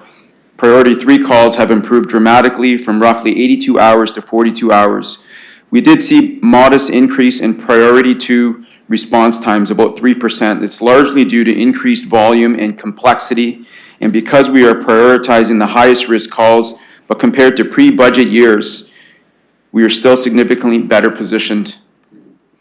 We are trending again toward fewer deaths on our roads. As of October 31st, we have recorded 10 fatal collisions, down from 12 last year and 22 the year before, a 2-year downward trend. That reflects increased traffic enforcement, visibility in high collision areas, working with community, including our city partners, and focused education campaigns. Our goal, of course, remains 0 deaths on our roads. We did have a concerning recent weekend where 6 shootings occurred between rival street gangs, bringing the year-to-date total to 28. This is higher than last year, and we are not minimizing that. The majority are targeted incidents between gang members, but the public impact and fear are real, and we are listening. We are working closely with regional and provincial partners on targeted enforcement, intelligence sharing, and preventative strategies. Our open-air substance use strategy is underway and has since been April of this year. It's designed to address open drug use and related disorder while connecting people to services. To date, officers are seizing drugs about 9 times a day, and almost every seizure involves fentanyl. Members are responding to about 21 calls a day related to trespassing and drug-related disorder. Officers have encountered 825 different individuals since the strategy began. On average, Officers interact with 6 different people a day, and over 54% of those individuals have had more than one contact with police. 5 individuals alone accounted for an average of 34 interactions each, which shows how concentrated some of these challenges are. Referral rates to services remain low, roughly between 9 and 26%, depending on the partner. We're actively working with health and social service agencies to understand barriers to accepting help and to improve those connections so this doesn't stay strictly an enforcement-driven response. Our nurse police response team, launched in July, is still very new but promising. The majority of calls so far have involved providing medical care directly in the community, reducing the need for police-only responses and unnecessary emergency room visits. Our crisis call diversion initiative is being formally evaluated by the University of Ottawa. Early results show that about 60% of mental health-related calls handled by the crisis call diversion initiative require no police dispatch at all. Those calls are resolved by clinicians over the phone or through health pathways, diverting them from the police system. We are progressing with the body-worn camera rollout, which will support transparency, strengthen evidence in court, and provide clearer records of our interactions with the public for both community members and our officers. We're in the process of procuring and implementing biometric screening in our cells. The goal is early identification of medical distress or risk factors to improve safety for people in custody and reduce preventable in-cell medical emergencies. I made it in time, sir. You made it well ahead of time, sir. That's a remarkable improvement in your delivery service time.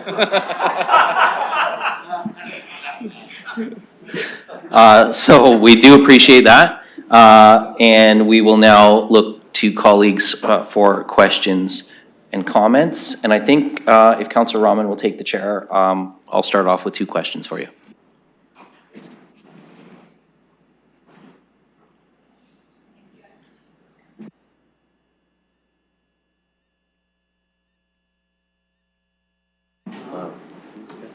Okay, thank you. I have a microphone now.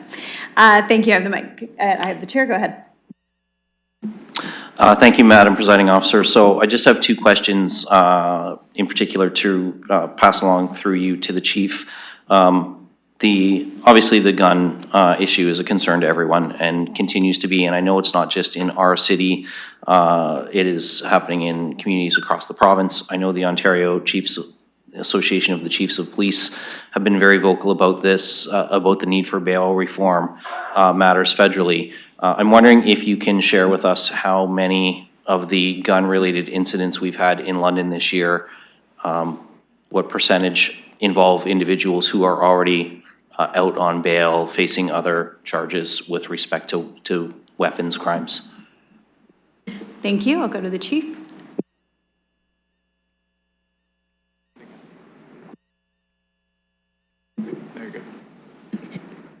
Thank you, Chair, and through you. What I can tell you with violent crimes, especially involving firearms, whether it's a shooting, a home invasion, a carjacking, the majority of individuals who have elevated to that level of violence are on some form of judicial interim release. What that means is they're either on bail, they're on release, facing charges, awaiting trial. They could be on a probation order. They could be on parole. The majority, we know that individuals who have escalated to using firearms, the majority are on some form of judicial interim release. Deputy Mayor Lewis. Thank you, Madam Presiding Officer. I appreciate that. I think that's important for us to hear as we continue to advocate with the federal government along with the Association of Chiefs of Police and the police associations for meaningful reform to our judicial system and bail considerations in particular, but not exclusively bail considerations. The other question I had was with respect to the fatal vehicle collisions. Obviously, anytime we see those numbers staying low and trending in a in a lower direction. I don't want to say a positive direction because no accident is a positive situation, but in a lower number, that's great. But I do wonder if a better metric for us to hear might be, and I don't know if you have this, but I'm hoping you can indicate to us what we are seeing in terms of interventions with the traffic enforcement unit in terms of number of warnings and infractions, fines, demerit points, et cetera, being issued in a calendar year, however you might classify those. I know some of my residents might think the reason that there's fewer collisions is because we have so many roads under construction they can't move anywhere, rather than police presence. And so I'm just wondering if you can share with us what we've seen in terms of number of tickets and warnings being issued. Thank you. I'll go to Chief Trong. Thank you, and through Madam Presiding Officer. That's a great question. I will share with you that year-to-date, we have a total of over 14,706 traffic tickets issued. Included within that number are also warnings. So for us, we're looking at correcting the behavior, whether that behavior involves a traffic stop with a Provincial Offences Act ticket or a warning. That is a corrected behavior for our officers that we feel is very important. Year to date, we have already surpassed all of last year, where all of last year involved 14,620 tickets and warns. And if I go back to 2023, that total number was 9,546. So we see enforcement. There is a correlation in the safety on our roads. We know that with enforcement, it corrects behavior that we are very concerned of and that cause harm to the community. We also know that enforcement is not the only reason. It involves partnerships, it involves education, it involves working with city and city engineers. Go ahead. You know what I'm going to do from now on when I pass the chairs? I'm going to mute other people after I pass it so that you automatically have the mic. So thank you, through you, Madam Presiding Officer, to the Chief for those answers. I hope maybe just my personal comment moving forward, if we could have those infraction numbers in future annual updates, I think that's helpful for the public to see as well. And I agree that warnings can be just as valid as a ticket itself. It's the correction of the behavior that matters, because we want to see that behavior not just encouraged through enforcement, but also encouraged through, hey, you know, you got one strike on this one. Let's not see you again. I will just say I know a number of us have had an opportunity to do ride-alongs with your officers through the course of this calendar year, myself included. I've seen that sort of traffic interaction as well, and I think it's very, very valuable. So I'm just going to say thank you, in particular, to the traffic enforcement team. Not that we don't appreciate the work of everybody else, but I know I've had very positive feedback from the residents, in particular around Prince Charles and St. Pius School, where you've had a deployment active at the start of the school year, as well as some deployments around Lord Nelson School while there's been a construction zone there. The feedback from the parents has been very positive, and so I just wanted to share that with you, that the presence of your officers out there, especially at the beginning and the end of the school day, while it's not perhaps as effective as automated speed enforcement, is nonetheless very helpful and appreciated. So I just wanted to highlight that as a positive, and I'll just finish by saying really appreciate the work that everybody has been doing throughout the year. I know it's not an easy job. I know that your officers go out and put their lives on the line every day, that their families worry about whether or not they're going to come home safely at the end of the day, and that is appreciated. And so too is the community engagement, because that does matter. I know there's been a couple of instances where you or a member of your team have been out in Ward 2, been available for my residents to talk to you, and that has been very well received.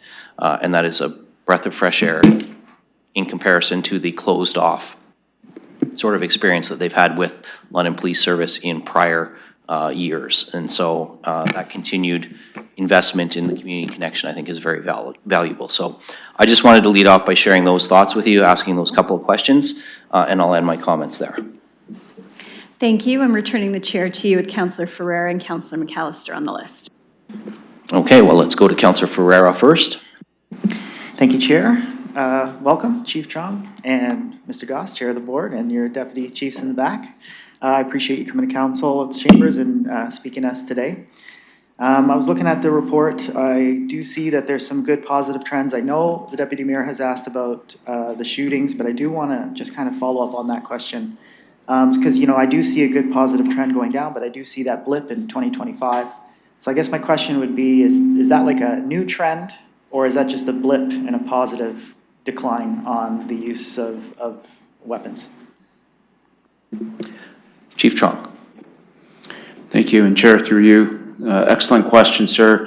That involves what we see is targeted enforcement. So I can tell you and I can tell this committee that back in 2024, when we were looking at intelligence in this city, we saw potential increases in street gang growth.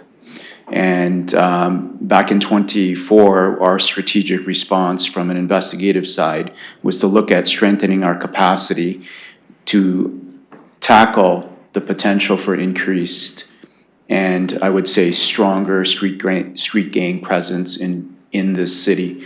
There's two impacts when we're looking at protecting the city from street gangs. We look at internally the street gangs and the threats that are potentially growing in the city.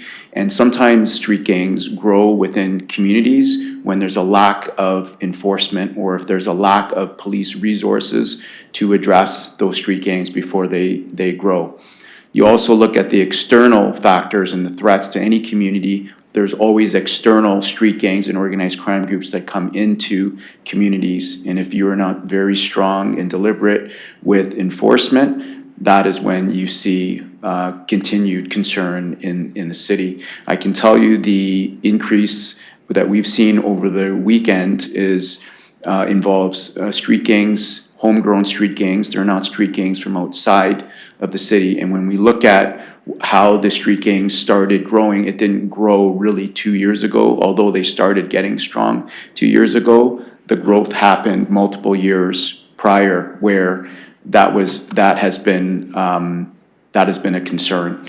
So for us, I think we're trending in the right direction. We're dealing with the increase and the prevalence of street gangs, and what we've seen this weekend is an example of if communities and organizations do not work together, including with the police, you always want to tackle and you want to stop violence from occurring, especially with young people, and the growth and the prevalence of young people involved in violent activity today. We're seeing across Canada that young people more and more are growing into and being involved in serious violent crime. What's happening in the city, quite frankly, is a result of years of, I would say, our people are doing some incredible work. We have great officers and units targeting organized crime, but still we've been under-resourced for a very long time, that we haven't been able to fully tackle every single threat and issue in this city. Our officers are doing the best that they can. That is why you see arrests made yesterday and even before that, because all of our resources were put on what was happening in the city. And it is no secret for us. You're having two rival gangs respond and react with violence. So this is something that this city has not seen, but doesn't mean that it has not been growing and brewing within the city. Councillor Ferreira, I'm going to come back to you. However, in my urgency to ask my two questions of the chief, I actually forgot to move the motion to receive the presentation. Will you be willing to move that? And Councillor Hillier will second it. Thank you. We'll get the clerk to add your two names to the mover and seconder. And Councillor Ferreira, go ahead with your questions and comments. Thank you, Chair. I'm always happy to help. Appreciate the answer. I do follow, I guess, the homegrown street gang component with younger individuals as closely as I can from what I see in the news, and I do have concern there. If you would be able to, anything that you'd be able to share anyways, of why this is occurring, what are the factors that kind of lead to, obviously, different multiple gangs that you're speaking to, so different independent homegrown street-level gangs that have grown in the city in the last couple of years. So obviously, there's some factors, I would assume, that are contributing to that. I was wondering if you could speak to that or give any information that you're able to share, anyways, on what would be the source of that. Chief Trong? Thank you for the question, and Chair, through you. What we're seeing here is no different than many communities and municipalities. We have to invest in young people. We have to invest from our side of the house for community. Part of our strategy is community engagement. I've mentioned and I've showed the numbers there. That is part of the strategy for us. If you are going to stop and prevent gun violence and young people from getting involved with crime and violence and street gangs, you have to have community connection. So for our purpose, for the police, we do everything we can to engage with young people, particularly at-risk kids. But police cannot do it alone. This is why we need community together. That's why we need families to get on board. Education is important. This is one of the areas where you want to tackle the root causes of crime. And a lot of the times when you see young people or youths get involved with street gang activity, there's factors that are, that we all know. Socioeconomic status is one of those factors. Connection to community, but also the lack of connection to strong familial and healthy relationships at home. So until we fully, as a community, tackle all those issues, and you add in, you know, particularly other issues of homelessness and mental health and substance use disorder and all of that, we know that young people are attracted and pulled into street gangs from a sense of belonging. So that's one thing that we're very mindful of. That's why you see our organization with an incredibly strong shift to community engagement and not just attending events, but our officers are attending and connecting and making inroads with young people. And that is something that you have to invest in and that you don't see immediately results. But if you are strong as a police service and investing in youth and being present, available, and doing these interactions to build trust and connection with young people, that's one way that our service can do our part to prevent and guide young people away from crime and gangs in the future. You don't see those returns until 5 or 10 years later. But that is something that is very important that you have to do as a police service, and we can't do it without community. We can't do it without the organizations working with us. That's why we work very closely with the city, and we work closely with many organizations. But our part specifically, when you're dealing with street gangs and when you're dealing with violence, enforcement is a must. Enforcement must be swift because we know the individuals responsible for the most harm and the violence in the city, whether they're adults or youths, there's a small number that are responsible for the most harm. And if you do not act swiftly and as quickly as you can with enforcement, you're leaving the threat out there in the community. Councillor? Thank you, Chair. Appreciate that answer. I definitely have to make comments on the communication. The communication has increased significantly since, I guess, you have been manning the controls, especially with kind of responses or feedback I get from the general community at large. Even my own general experience, if an incident happens, one of your officers is calling me, giving me a briefing or a rundown or a debrief, I guess. So I do appreciate that. So I do see that the communication is a big aspect here, especially the soft type of policing, the preventative type of policing that is the intent. So I would assume, I guess, your community policing unit, like the core unit has been expanded, and things like that. I guess, I appreciate you referring to that as Project Wrangler, I think it was, that you're speaking to, that I saw, and there's a whole bunch of different police departments all working together in coordination, and I know there's a big aspect to that. So I guess I got a couple questions, but I just want to ask this one. When it comes to, I guess, the prohibited or illegal firearms that are coming in, I'm assuming that's obviously not coming from within the country. I was just wondering the method on how to restrict that coming in, because I would assume, and this is an assumption, you can correct me, I guess, in your answer, but I guess a lot of the shootings that we have just been speaking about are being used with illegal or prohibited firearms. So I wondered if I could get anything that you can share on that, on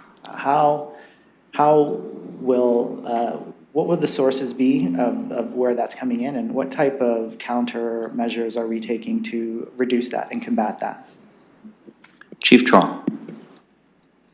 Thank you, Chair, and through you, another great question. We know that the majority of firearms that are used to commit crime, we would call them crime guns, the majority of them are typically from the United States. They're smuggled into Canada, across our borders, and then into communities. We're trending right now with our handguns. Almost 80% of all firearms this year have been traced back to the United States. The historical data for our service is between 80 and 90%, and those numbers are aligned with the national numbers of crime guns in Canada. The response to what is happening is stronger border controls on our side of the house. We know that there are so many firearms and contraband coming into Canada from the United States.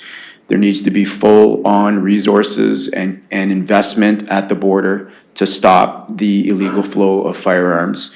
This is not new. This has been widely advocated by the Canadian Association of Chiefs of Police, also advocated amongst the Ontario Association of Chiefs of Police. There's been lots of lobbying and requests for stronger sentences or stronger legislation to ensure that resources are at our borders. We know that we have to work with our federal partners in the RCMP, CBSA, and as well as, although we're London, we have to invest in joint force operations and make sure that we are able to support those projects to stop the firearms coming into Canada.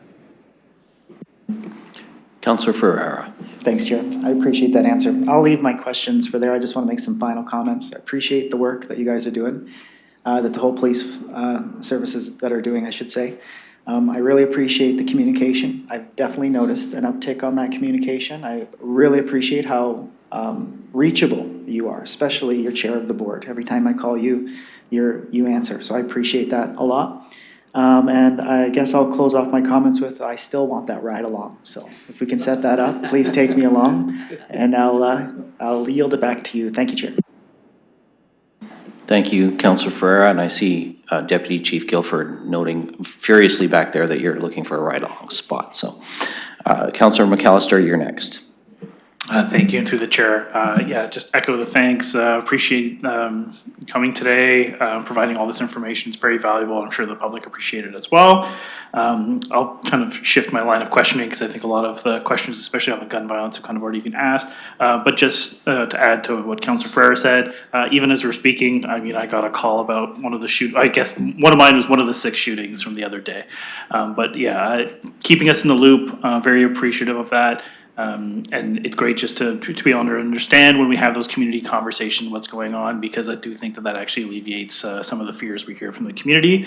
I wanted to shift some of my questions more to the traffic side. I mean, to date, obviously, we've had the automated traffic enforcement. I know Deputy Mayor Lewis kind of alluded to the school zones, and I'm just wondering in terms of, the police have kind of benefited from having those automated cameras. I know as that discussion was happening provincially, obviously, police chiefs were behind having that automation, and I'm just wondering moving forward to, ensure compliance and not having those automated features, are you going to have to kind of shift your focus? Are you going to invest in automated speed cameras? Are you going to have more traffic officers? How are you going to kind of reallocate resources to keep those numbers where you want to see them? Chief Chong. Thank you, Chair, and through you. So road safety is one of our top priorities. We've heard from the community. It's a community concern. One of the major performance metrics for us and the indicators on what determine if we're on the right track is the fatal motor vehicle collisions and the reduction that we are aiming for. We're aiming for 0 deaths on our roads in our community. Many people will say that that's impossible to achieve. I actually believe that we will be able to get there, and I think we need to strive to get there. The way to get there for us is to continue to work with the city, look at engineering, looking at design, looking at data to drive how we deploy. And for us as an organization, and I'll share with this committee, you may or may not know, next year we will be in a good place to reorganize, reorg and do a proper reorg and for the organization to look at how we can address all the priorities in the city. And the reorg will involve direct and deliberate action for enforcement and continued enforcement. That is one of our goals, to increase enforcement efforts. So the statistics and the traffic stops and the tickets that we've reported in the performance metrics report really should increase significantly. So with that reorg involves a reorg or a revamp on our strategic plan for road safety, and that all comes into play, sir. So there's a lot of things that are happening next year.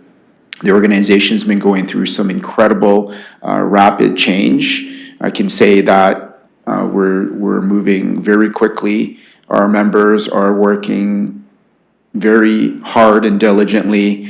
We do our best to address the needs of the community, more importantly, to keep the community safe, communicate to the community better, communicate within, but sometimes we get it wrong. And we know that when we get it wrong on certain things, we have to learn from it and pivot and see how we can do better.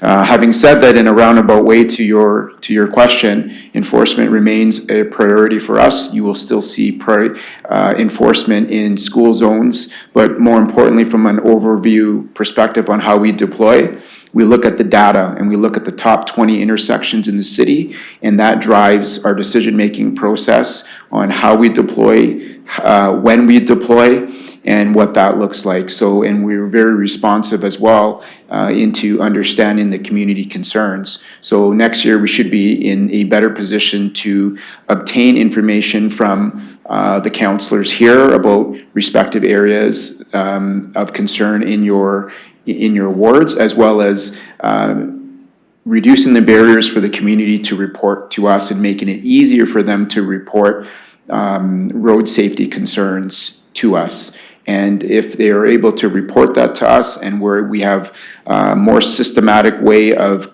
collating that data, we'll be able to address those concerns better. Councillor McAllister. Thank you. Through the chair, appreciate that answer. Yeah, I think my concern was just as the provincial policy shifts, and I mean there might have to be some resource allocation, but recognizing the strain that might put you under, and maybe conversations can be had with the province, so you're not disadvantaged in having to reallocate your resources in a way which might take away from one area to have to redeploy for traffic. Another area I wanted to discuss, and I appreciate in terms of the community involvement, I see the officers at a lot of different events. I know that's appreciated. Different community organizations have mentioned that. But one area where I still hear frequently that, just speaking from my area specifically, that I still see some room for growth, especially from businesses. I think businesses still struggle in terms of, maybe the response time could be a bit better, but also we're still investing in private security, which is not an ideal situation. And I do think that there are some hotspots areas outside of what we traditionally consider the core, which still could have more police presence. I mean, they'll keep asking me, that's something I was asked by my BIA members to again bring up is foot patrols are always asked for. I know it might not be best use of some of your resources, but there are some areas where visibility is key, and we are still having to devote private resources to that, which is not ideal. So just food for thought for future planning. There's still some areas where I think they could really benefit from an increased police presence, which would really help in terms of what we're having to invest in. I did also just want to say, as a comment, and I'm just curious your thoughts, police involvement with CIR, how you've seen that work to date, and if you see any room for improvement moving forward to ensure that we're dealing with encampments appropriately when police are required, that they're available, and that there can be a good coordination with that team. Chief Trong. No, thank you, and Chair, through you. Well, let me say the people and the members responsible for CIR are doing difficult and challenging work, and we do everything we can to support them. I commend the city staff who form the CIR team and supervise those individuals. It is a tough job out there. A lot of the work and a lot of the calls and responses that we have traditionally received as a police service really is not a police response or requires a police response, but somebody needs to respond. So CIR is doing that heavy lift, and they're doing very important work. Where it becomes challenging for members, and I certainly don't want to speak for the members, but from what I see, is that sometimes situations are not comfortable. They're not comfortable, and sometimes they're not safe, and particularly if CR members are responding to incidents where safety is a concern and they're not equipped, trained, and comfortable, then they should call us, and I know that they do call us when appropriate, and we do our best to make sure that we support the members of city staff.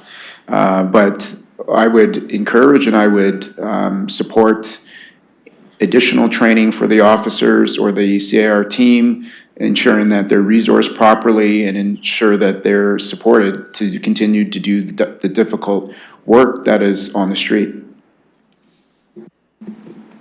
Councillor McAllister. Thank you. No, I appreciate that, and I've had many conversations with our CIR team. I think where I just see some room for improvement is, as we've seen with some of the other teams, like with the COAST program, when you are able to partner with different agencies, whether that's healthcare or the outreach teams. I think that there is room to have coordinated teams, having a police presence. I think one of the things I often hear is a lot of our team, we don't have enforcement powers. And sometimes there are criminal elements as well that need to be dealt with. And, again, city staff are not necessarily qualified or capable of doing those things. And I think having perhaps a dedicated person who could coordinate would make that maybe a bit smoother. But yeah, again, I just wanted to provide some feedback on that. Again, appreciate the presentation and all the information you've provided today. I think it's very useful, and I always look forward to hearing how things are going. So thank you. Thank you, Councillor Trossow. And just so everyone's aware, the speakers list is growing. We have Councillor Trossow, Councillor Cuddy, and Councillor Frank. Councillor Trossow. Thank you very much through the chair. Thank you for your report. And I do want to acknowledge that I'm getting positive feedback from many of my ward residents in terms of the improved communications that they're noticing, both in terms of traffic, but also generally. I won't go into detail about that, but it is noted and appreciated.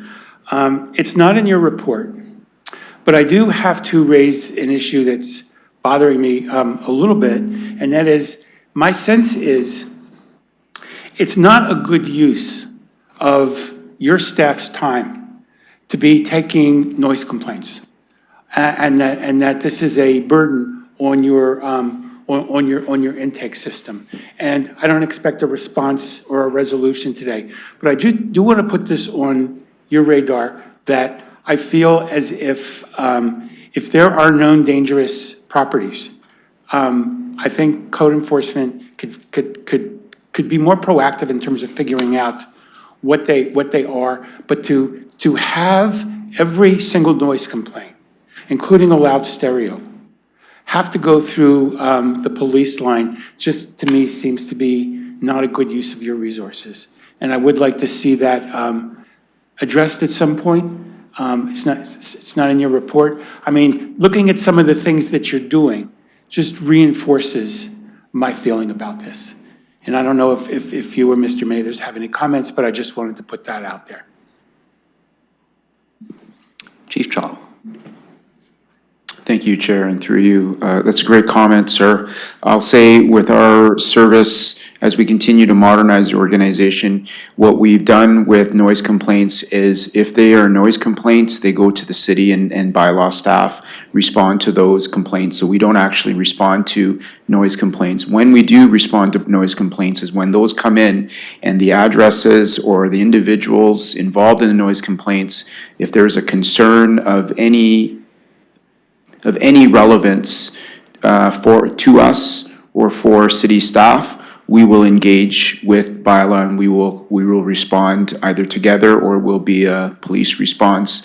Now, where the difficulty comes in, if it is a longstanding address where it is continued noise complaints, that drives services, that drives resource allocations to that area where it is challenging for us. And I think what you're highlighting, Councillor, is for us to continue those communications with our people and look at problem solving and community-based policing responses on how we essentially identify those specific addresses or individuals and how to deal with that and to use resources more efficiently and appropriately. If the response is simply city or bylaw, I'm a very big supporter of, if we want our people to do their job safely and appropriately and a good job, they need to be resourced properly. They need to have the right training. There needs to be investment in their training equipment and in making sure that they're safe to do their job. Thank you. Thank you. Thank you, Councillor Trussell. I'm just going to ask you to hold for a moment. I just want to see if Mr. Mathers wanted to add anything from the bylaw perspective, and I'm seeing him shaking his head no. So we'll go back to you, Councillor Trussell. That's all I have. Thank you. Councillor Cuddy, I have you next. Thank you, Chair, and through you. And I don't have a question, I just have a comment to the Chief. And Chief, in your presentation, you mentioned the nurse reaction team, which I had an opportunity with you this summer when we were on our annual bike ride to see firsthand. And many of my colleagues probably don't know about it, so if you wanted to talk to them about that, you could. But I just wanted to mention that during our bike ride, and I think they'd only been in place for a few months at that stage, but I actually had an opportunity to see it firsthand with you, how quickly and effectively they reacted in conjunction with your team. Very, very impressive. More so, I'm on the LMHU board, and I really didn't have a clue as to what they were at the time because we hadn't been informed, but I did tell Dr. Summers afterwards how effective and impressed I was by how they reacted with your team and how quickly they reacted to the condition, to the situation. So thank you. Thank you for all the work you do. Thank you for coordinating with all of our citizens. And thank you for cooperating with our other departments and other boards to, to bring health and safety and security to everybody. So, and I look forward to our bike ride next year again too, by the way. So. Thank you, Councillor Cuddy. And Councillor Frank, I have you next. Thank you, and through the chair, I appreciate you coming again to speak with us. I had a couple questions. So I'm wondering, how many new officers are we getting a year now, and how many do we get in 2023, 2024, and this year? Chief Chong. Thank you, Chair, and through you. Councillor, I'll say that we have incredible support from the Solicitor General. We have incredible support from the Ontario Police College, where we saw seats previously, and I'll share with you, in 2020, we received 8 seats at the Ontario Police College. As you know, policing is a required function in society. A lot of police services are having difficulty with recruiting and hiring and retaining. Much difficult to be a police officer today than it was 20 years ago. Lots of challenges, and policing has become very complex. In 2021, we had 30 seats at the Ontario Police College for the entire year. In 2022, we had 42 seats. And usually when you get seats at the Ontario Police College, you are really begging and pleading for seats because every police service is vying for those seats. And a lot of the times when you see under-resourced police services, especially in the GTA, Toronto, Peel, where you see commitment from their city and their police board with 300 officers, etc., it has impact for all of the other police services.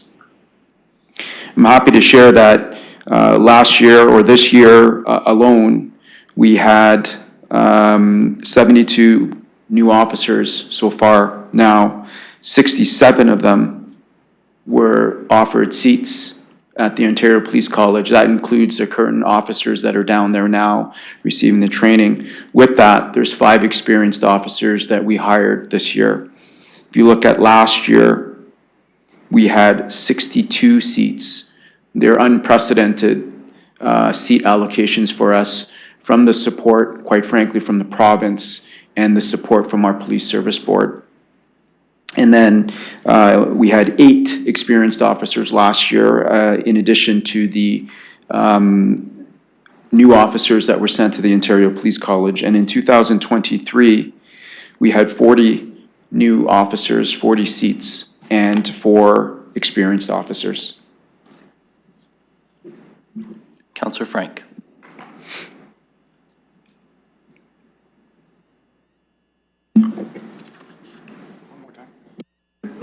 Thank you. Great, so it sounds like there's a big hiring push there, as we know that was the intention, so it's good to hear. I also noticed, so the crime severity graph that was shown, it was starting to trend downwards in 2022 and 2023. So I'm just wondering if LPS is attributing that to their work, or now moving 2024 forward, if that's now going to be something that LPS will be attributing to the work that they're doing in the community. Chief Chong. Thank you, Chair, and through you. That's a great question, Councillor. Is it possible to get that graph back on the screen?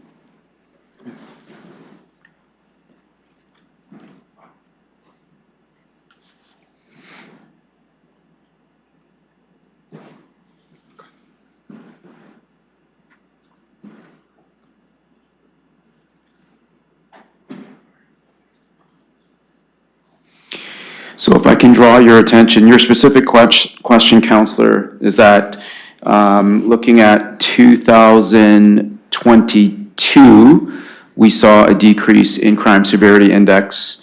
Your question is with respect to the drop in 2022, and then 23 and 24, we've seen the 2 consecutive years that I had spoke of. So the reason why I highlight 2023 and 24, although 2022 we saw a decrease, is that if you look at the trend line, you'll see increases and decreases amongst the crime severity index for London. But what you've never ever seen is that our crime severity index has ever dropped below the national average. And that's the measure that we're utilizing. Services will go up and down, but you have to measure the average across national and provincial averages. So we've never dropped this low, and quite frankly, this is the lowest crime severity index marker for London since Statistics Canada introduced crime severity reporting. So those are significant amongst 2022. Now, I would say that it's not one thing that we are doing that contributes to that, but I would say it's the fact of everything that we are doing as an organization and transforming as an organization, not only internally, but externally with the community and what we're doing with community and for community. And that is why you see such drastic drastic improvements in crime severity index. I do expect to be seeing decreases as well, although it is very optimistic. You will note that the increase in shootings this year will not help the crime severity index. Having said that, I'm very optimistic that we continue to do what we had said that we were going to do, and we'll continue to drive the crime severity index down. Thank you. Councillor Frank. Thank you. Yes, I think we're all hoping it continues in this trajectory. And also the other side that showed the call times, you don't need to show it, but I just want to say kudos to seeing those come down as well. I know that that was one of the big indicators that we were working towards, so I appreciate the work that yourself and your team have done. And I'm wondering, you highlighted a bunch of non-officer-based interventions in your presentation, so the mental health call responders that are at the 911 dispatch, special constables, the nurse team. And I'm wondering, moving forward, will I don't want to use, I don't know if it's inappropriate, but the cop to pop ratio, I know sometimes you guys use it, I don't know, I'll use police officer to population ratio. Will that still be one of the kind of indicators for like a healthy police service, given that you're using all these other interventions, crime severity is going down, call times are going down? Is that still one of the ratio numbers that you guys are still hoping to achieve? Chief Trong. Thank you, Chair, and through you, another great question from one of my favorite counselors. Yeah, we have to use that now, and I'll tell you why we have to use that as not the sole indicator, but it has to be considered because the city continues to grow. Our community continues to grow at such a rapid pace. If we are not aware that we have to grow as a police service to service the community and the greater community that we have, we're going to be in dire spots in the future. And, as I already alluded about the shootings that happened over the weekend, those shootings are a result of lack of police resources over the last decade or so. And you see from our organization all the investments and all the work that our people are doing. In the last couple years, you've seen seizures, historic amounts of seizures of fentanyl and firearms that we are getting in this city. We're taking off the streets and really preventing harm and deaths in this community. But because we're focusing on organized crime, the greater sophisticated organized crime networks in our organization, in our city, we haven't been able to focus and put resources because we simply don't have the resources to put at the street level threats that we're seeing that quite frankly exploded this weekend. So it comes to resources, and the cop to pop ratio is actually very important to us. It's not the only measure, Councillor, but it is something where you see policing is very complex. For us to investigate a theft today is probably 5 or 6 times longer than it was 20 years ago. With the amount of evidence that we have to gather and the digital evidence that we have to gather and our disclosure obligations and the disclosure protocols that were governed under the Jordan timelines from the Supreme Court, there's a lot of work that goes into it, and if we are not mindful that we have to continue to invest and resource our organization properly, we're going to be in a bad spot for this community. Thank you. Councillor Frank. Thank you. Appreciate the fulsome answers you're providing. I'm wondering additionally, I know that in previous delegations you had committed to doing a Chiefs Community Advisory Council and quarterly public crime reports, and I'm just wondering when we can be expecting both those things. Chief Trong. Thank you, Chair, and through you. You don't forget anything, hey, Councillor? Well, so I'm happy to report that I had shared to our Police Service Board the plans for Community Advisory Council that we're forming. We hope to get it going early next year, as well as a Chiefs Youth Community Advisory Council to really help inform us as a police service on how we can do better and understand the needs of the community, both from the youths and the community that we serve, but also for us to use these councils to help us when we're looking at driving change, and we want a voice and direct access to myself or the deputy chiefs. So that is coming. We're well underway. You will see very shortly calls for applications and the ability for the community as well as youth to make application online through our website. There'll be messaging by way of social media that will come out on all platforms. And we're hoping to get that going within the first quarter of next year. And I'll also update you, Councillor, that we had hoped to have a new website and public-facing website with dashboards to show crime and real-time accessibility for the community. Unfortunately, we're going to have to wait till next year for that.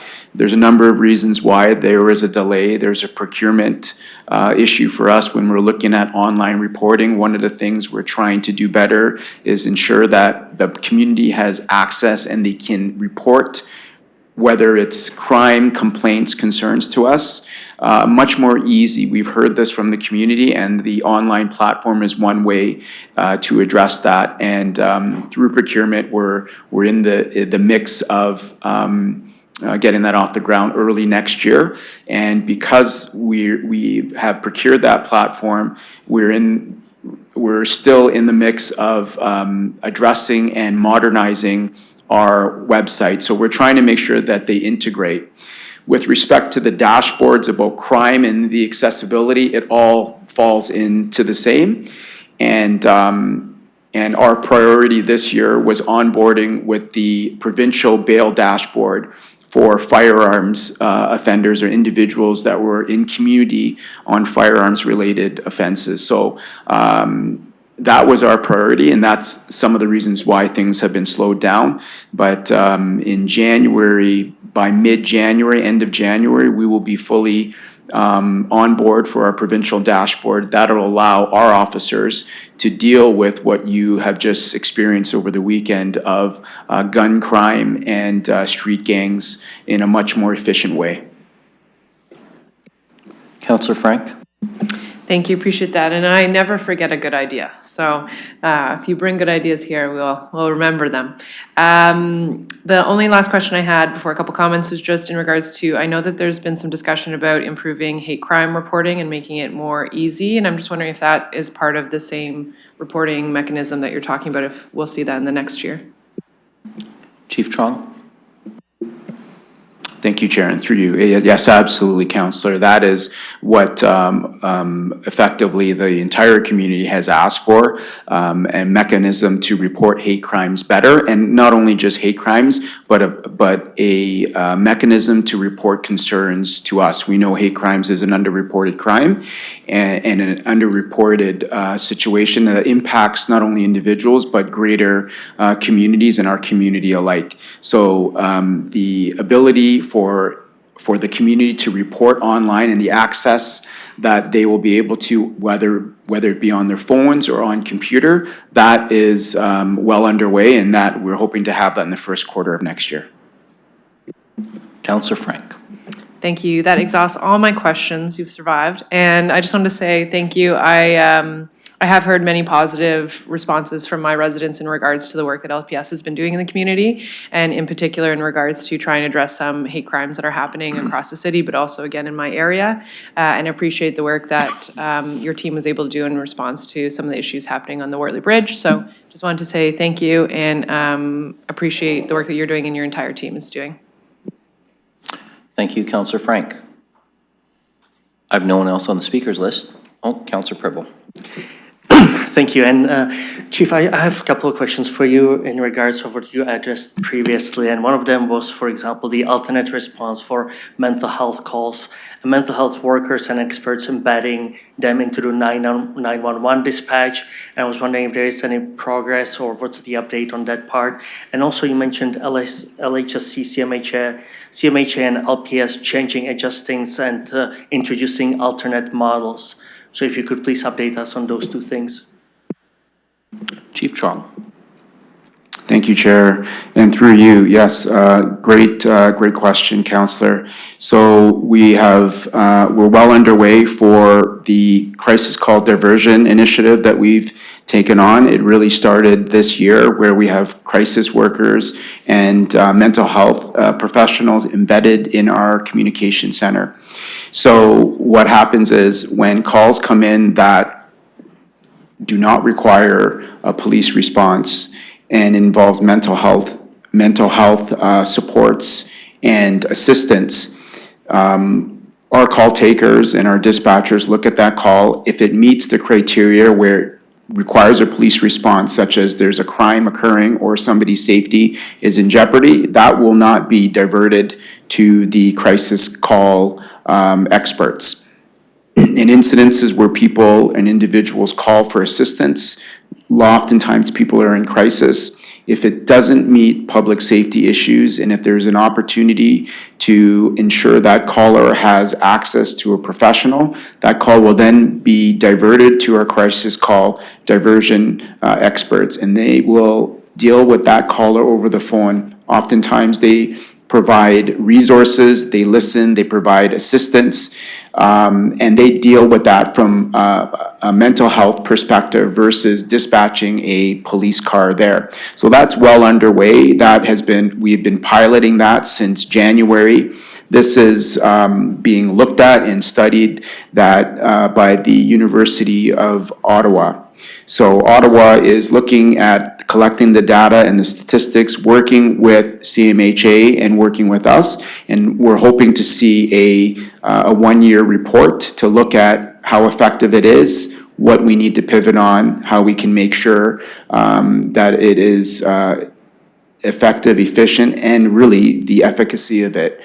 So preliminary information on what we have is that the calls that are diverted to the crisis call diversion experts, 60% of those calls are serviced right then and there by mental health professionals.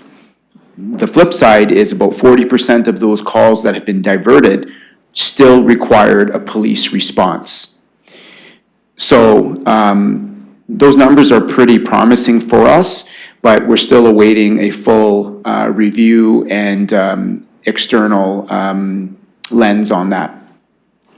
With respect to our partnerships with LHSC, that is, you recall last year when I came before this committee, I had talked about the intention to introduce the nurse police response teams.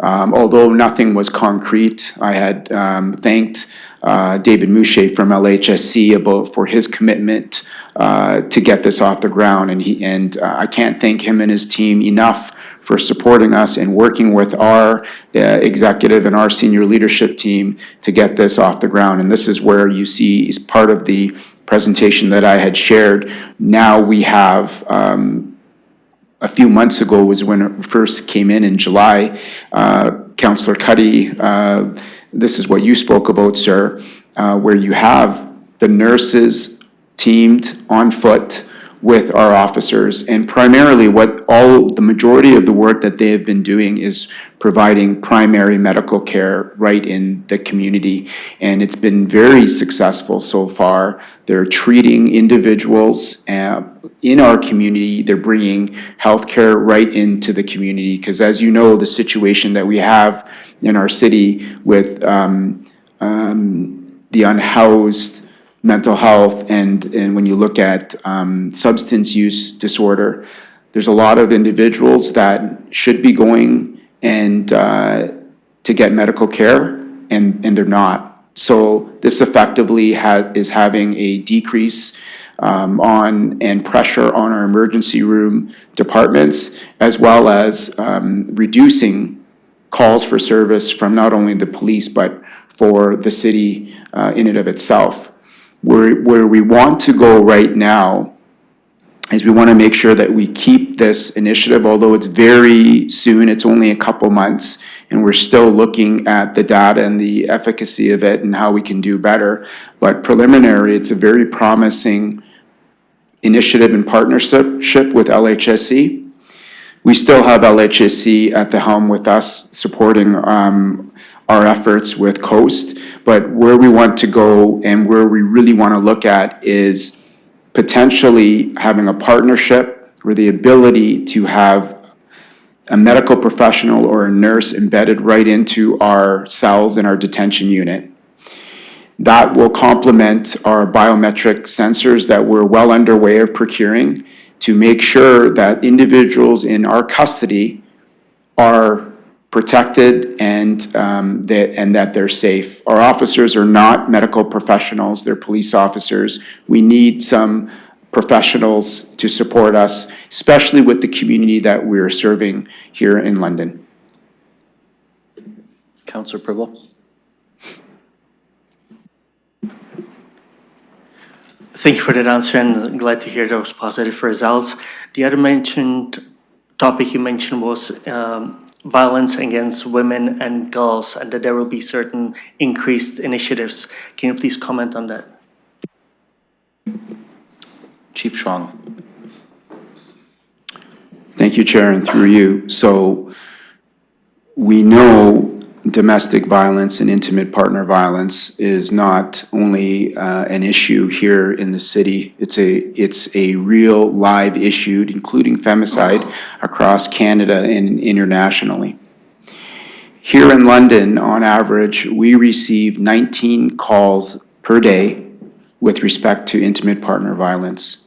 19 of those calls every single day is what our officers respond to. Now, within those 19 calls every day, roughly on average, you're averaging between 5 and 6 arrests for each call. So each call, we have 19 calls per day. Our officers arresting individuals between 5 and 6 times. Now, if you do the math, that equates to well over 5,000 calls a year for intimate partner violence alone. If I'm doing my math correctly, it's around 7,000 calls with respect to intimate partner violence or domestic violence. And then if you look at the percent of times that we make arrests, which is, in your 20% or so, you're looking at 80% of the calls where there's no police follow-up. So one of the initiatives that we are trying to embark on is we know what to do when we attend a call where there's a criminal offense that has occurred.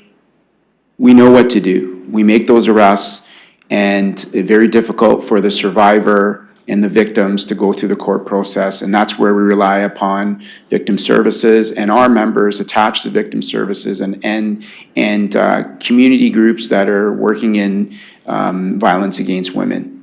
Everyone needs to come together in those circumstances. But traditionally, what is happening is, if there's no arrests for us, we walk away, we offer victim services and supports, and typically that family, that wife, that mom, that lady does not accept the referral or support. So one of the initiatives that we're looking at is how do we better serve those individuals and families that would otherwise have no contact with us again unless the second or third or sixth or seventh time results in victimization. So we have put together some proposals to the provincial government looking to support some real different initiatives for us. And I should be hearing very soon, sir, on how the support may or may not come from the provincial government. But we have a plan to integrate many great organizations out there that are in community doing this type of work, so that when we respond and there's no arrest made or no police intervention, that we're not just turning our backs and letting those families and those victims, potential victims, strive or thrive on their own. So with this initiative and this plan in place, now it's working with our community and community partners and responding and providing and sharing information, because the sharing of information from legislation has always been a barrier. But we're trying to put a new initiative in place that although there was no arrest, our officers walk away with making sure we communicate very clearly and share all the information that we need so that the community groups can go in and really try to provide support.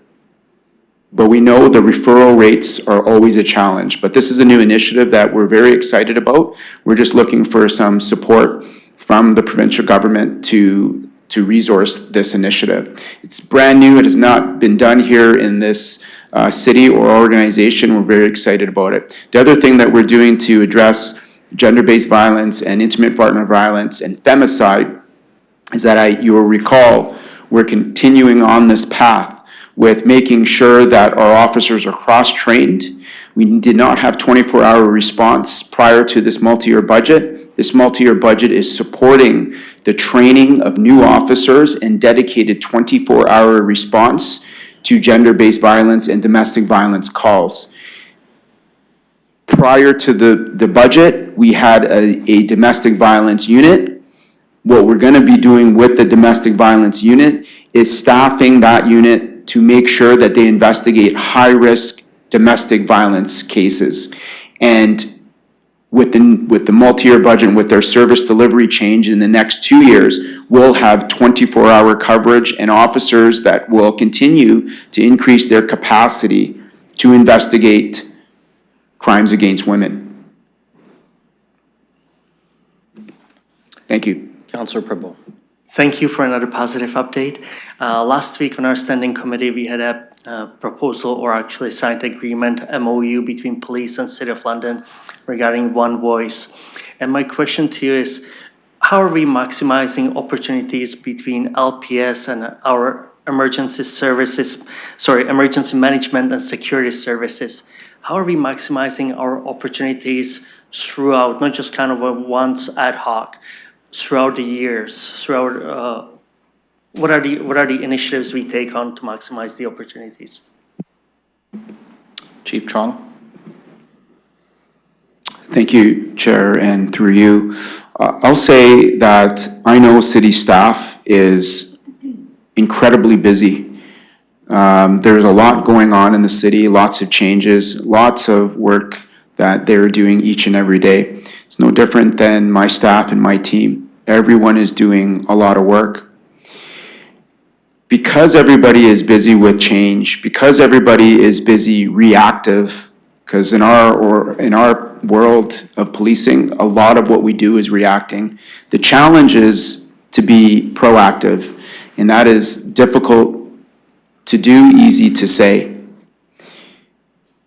How do we maximize and work better together involves really our senior leadership connecting, making the time to connect with city staff in emergency management, and trying to carve out time to look at efficiencies and do things better for the next 5-10 years, as you stated.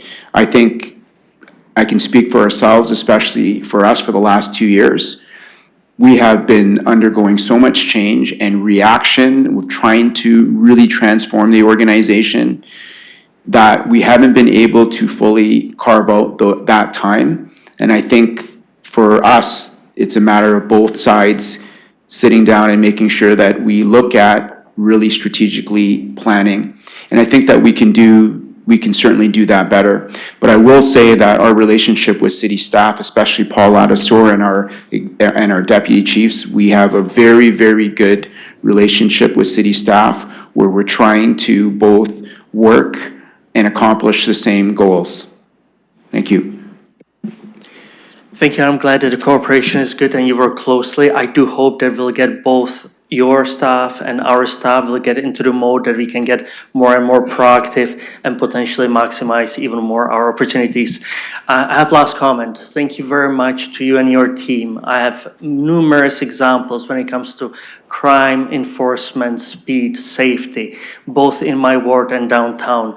I truly believe we are on the right path. Yes, we still have a long way to go, but really, both from the residents and myself, the feedback is positive. Let's stay on this path and let's hope we get to the less reactive, more proactive. And your success is making it directly reflects into a better city for all of us. And I want to thank you for that and to your entire team. Thank you, Councillor Pribble. I have Councillor Pelosa next, and then Councillor Stevenson. Thank you, Mr. Chair. Comment through you to the chief. Thank you for being here. Glad that council had done the motion that you can come annually now and talk to us. So procedurally, we've done that. So really appreciate this annual update. There's the new initiative of officers in the East End being able to hop on and off London Transit Commission buses. Looking to see if you could provide any feedback with that new operation, how it's going, how public perception's been. Chief Trong. Thank you, Chair, and through you. Great question, Councillor. I will say anecdotally that there's incredible feedback. There's a strong support for our officers to be on the buses and in those areas particularly. There hasn't been, to my knowledge, any major issues or concerns. The bus drivers, I can tell you from myself being on there, they're very appreciative and they encourage us to be on the buses. Now, when our officers are on the buses, they're not on the street. So we try to balance those resources and try to make sure that our officers are on the buses when appropriate. And what I've seen more and more so is that the bus drivers traveling along the routes are seeing our officers on the street. They're making eye contact, they're waving, and it gives them the ability to stop the bus should there be any concern. So I have not received any data or evidence to support how it's going, but for the most part, very positive. Councillor Pelosa. Thank you. Through you, as it was a new initiative between the two joint organizations, do you anticipate that there will be an update between the two organizations that council could be made privy to of how it went? Or as it continues? Chief Trong. Thank you, Chair, and through you. Yeah, that can absolutely be done, for sure. Councillor Pelosa.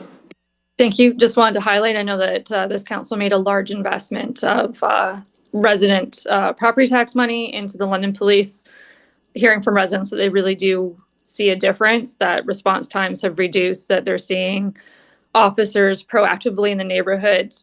Having had 3 kids, 2 out of high school, 1 currently in high school, it's been the first time that my son ever come home and said there was an officer on our bus at the beginning of the school year. Which was a positive experience. They gave out slushy coupons to the kids, but a great experience to break down some barriers and change that perception that officers are there to actually assist proactively. So thank you for that. Want to thank you for your officers who come out to the ward meetings, having discussions about youth gang activity and what the community response can be, both from a city side and resident side of creating that sense of community and belonging. There's lots of work to be done and happy that we're doing partnerships on this. Thank you. Thank you, Councillor Pelosa. Councillor Stevenson. Thank you, and thank you to you and to everyone at London Police Service for all that you do. As you know, there's a few neighborhoods in our city that, are dealing with frequent break-ins, frequent drug use, witnessing prostitution, things like that. I'm looking forward to sharing with them the new online reporting that is coming that's going to make that easier. But I hear from residents that they're not reporting, whether it's frustration with the process, frustration with how often they would have to do it, or, you know, they consider it small in the scheme of the shootings that we've been dealing with. They're not going to be filing with their insurance because it's so repetitive. And so sometimes too, they think they're doing the police a favor by just not burdening them with the things that they're dealing with in their neighborhood unless it's really extreme. So I just wondered if you had anything to say to those residents. Chief Trong. Thank you, Chair, and through you. Great question and comment, Councillor. Let me first say this. While I'm here, because I'm here once a year, this council supported the budget and our police service board supported the budget, and ultimately you're supporting public safety, and I want to thank City Council and the Mayor for supporting our budget. I have to take us back to why we asked for a budget and support, because for well over 10 years, our police service has been under-resourced and understaffed incredibly, to the point where I'll remind City Council that in 2023, we were the most understaffed police service in the province with respect to municipalities greater than 100,000, only in behind Ottawa Police. So by the end of this 4-year, multi-year budget, we still will be below the national and provincial average for cop to pop ratio. Why I say that is because of all the great things and the positive direction we're moving in, all the great results that the community is seeing. We have a long way to go. One of the biggest fixes that we're trying to change and that we've been changing is the new service delivery model. That's not one thing, it's everything we do as an organization. And by the end of this year, this will be 2 years in to a 4-year plan. We're halfway there. I'm very proud of all the work of our members, everybody on the front line, both sworn and civilian police professionals, but there's a lot more we need to go. We're going to continue to stay the course. We're going to continue to push. We're going to continue to address and fix all these challenges. That's the commitment that my deputy chiefs and myself give to you from a leadership perspective. Your residents and the concerns raised are similar to many in the community. And what this revolves around, again, it's quite frankly, we're trying to fix being under-resourced and understaffed, and we're trying to turn around an entire service from changing the service delivery model. It still will take us to the end of the 4-year plan to get on good, solid footing. Although we see great results now, imagine what we're going to see after the 4 years. So I would encourage your residents and your constituents, Councillor, to continue to report to us. Don't not report. We need you to report. We're going to make sure that it's going to be easier and accessible with the online platform, with our new website that's going to be integrated with that. And then so that when they report, and as we adjust and change our service delivery model, we'll be responsive and we'll be able to respond to even those menial calls, including the serious ones. So I would encourage them to continue to support or to continue to report. And we're going to continue to try and make sure that we are very aware and attentive of the concerns. But for all the councillors here, if there's any constituents and issues that are occurring in your respective wards that are a priority and of a major concern, we welcome the communication, we welcome the connection with us so that we can solve and address those issues. Thank you. Councillor Stevenson? That's good, thank you. Okay, I have no one else on the speakers list. Councillor Van Meerbergen. Thank you, Chair, and thank you, excuse me, thank you, Chief, for what you're doing every day and for being here today and giving us this update. I think most of us can agree that the average Londoner comes up against barbaric antisocial behavior on the roads when they're driving. And I have to say, it's become palpable that the police service is actually out there. I think the first time in a few years that I've seen cars pulled over with an officer writing a ticket. We're starting to see actual proactive policing on the road system. Would you agree with that? And can we look forward to an ever-increasing level of traffic enforcement as we go forward? Well, Councillor, I'm not going to ask the chief to agree or disagree with your viewpoint. I'm not going to ask him to wade into political positions, but I will ask him if he wants to comment on where traffic enforcement is going.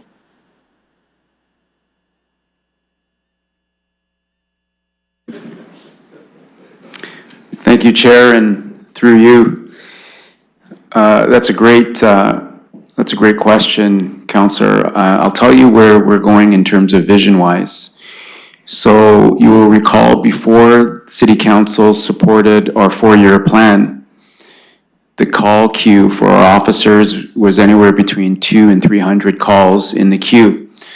It's not a secret. Our officers would come to work and they would be going call to call to call. And the norm of calls waiting to be serviced were always roughly in the 200s or even the high 100 calls. For the last little while, we've been able to bring down the call queue where we're seeing, instead of 200 calls, we're seeing it less than 50 or 60 calls waiting to be serviced. Now, the vision is to get the call queue non-existent. Basically, when our officers come into work, if there's a manageable amount of calls waiting, which is normal for most police services to have 10 or 20 calls waiting, the officers would respond to those calls, clear out those calls, and the rest of their time would be left waiting for emergency and priority calls so that they are able to get to our citizens quickly as possible. The rest of the time, when there's no call queue, the expectation is for officers to be proactive in the community, have the ability to stop their car and go on foot, not just in the downtown, midtown, or Old East Village, but do foot patrols right across the city and have them and encourage them to do that and connect with our community. We know that connection with community is incredibly important, and it's a deterrent with crime when they're seen all over the city. If our officers are able to be proactive, they're able to do things such as street enforcement, road safety blitzes, ride checks, stop signs enforcement, speed enforcement. That is the vision. That's where we are headed, Councillor. We're going to get there. You will see officers more proactive and continued proactive on our roads, visibly conducting enforcement. Councillor Van Meerbergen. That's great. Thank you. Thank you for that. Looking for other speakers. Seeing none, then I'm going to ask the clerk to open the vote. Councillor Pelosi votes yes.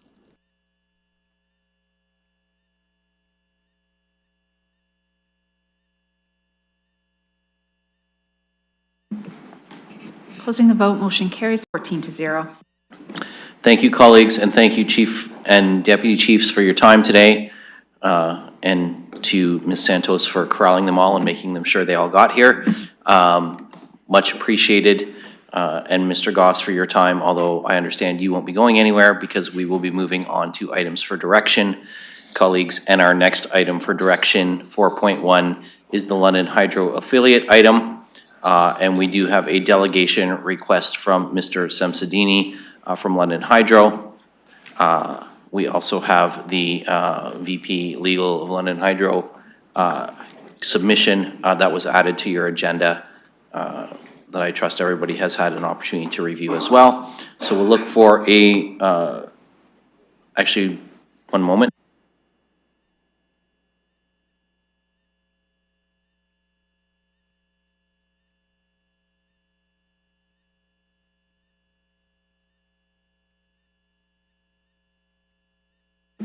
Okay, we don't need a motion for the delegation because this delegation is in response to a previous direction from council.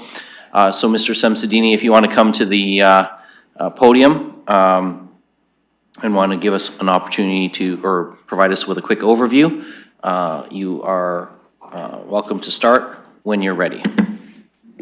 Perfect. Thank you for having me today. First, I'd just like to start off with some thank yous. Thank you to the city manager, deputy city manager of legal services, and also the deputy city manager of financial supports. There's a lot of work put in by this team to try to turn this report around. The report that you have in front of you is a shareholder declaration. That declaration is based on the approved shareholder declaration for London Hydro that was approved by this council about a month ago.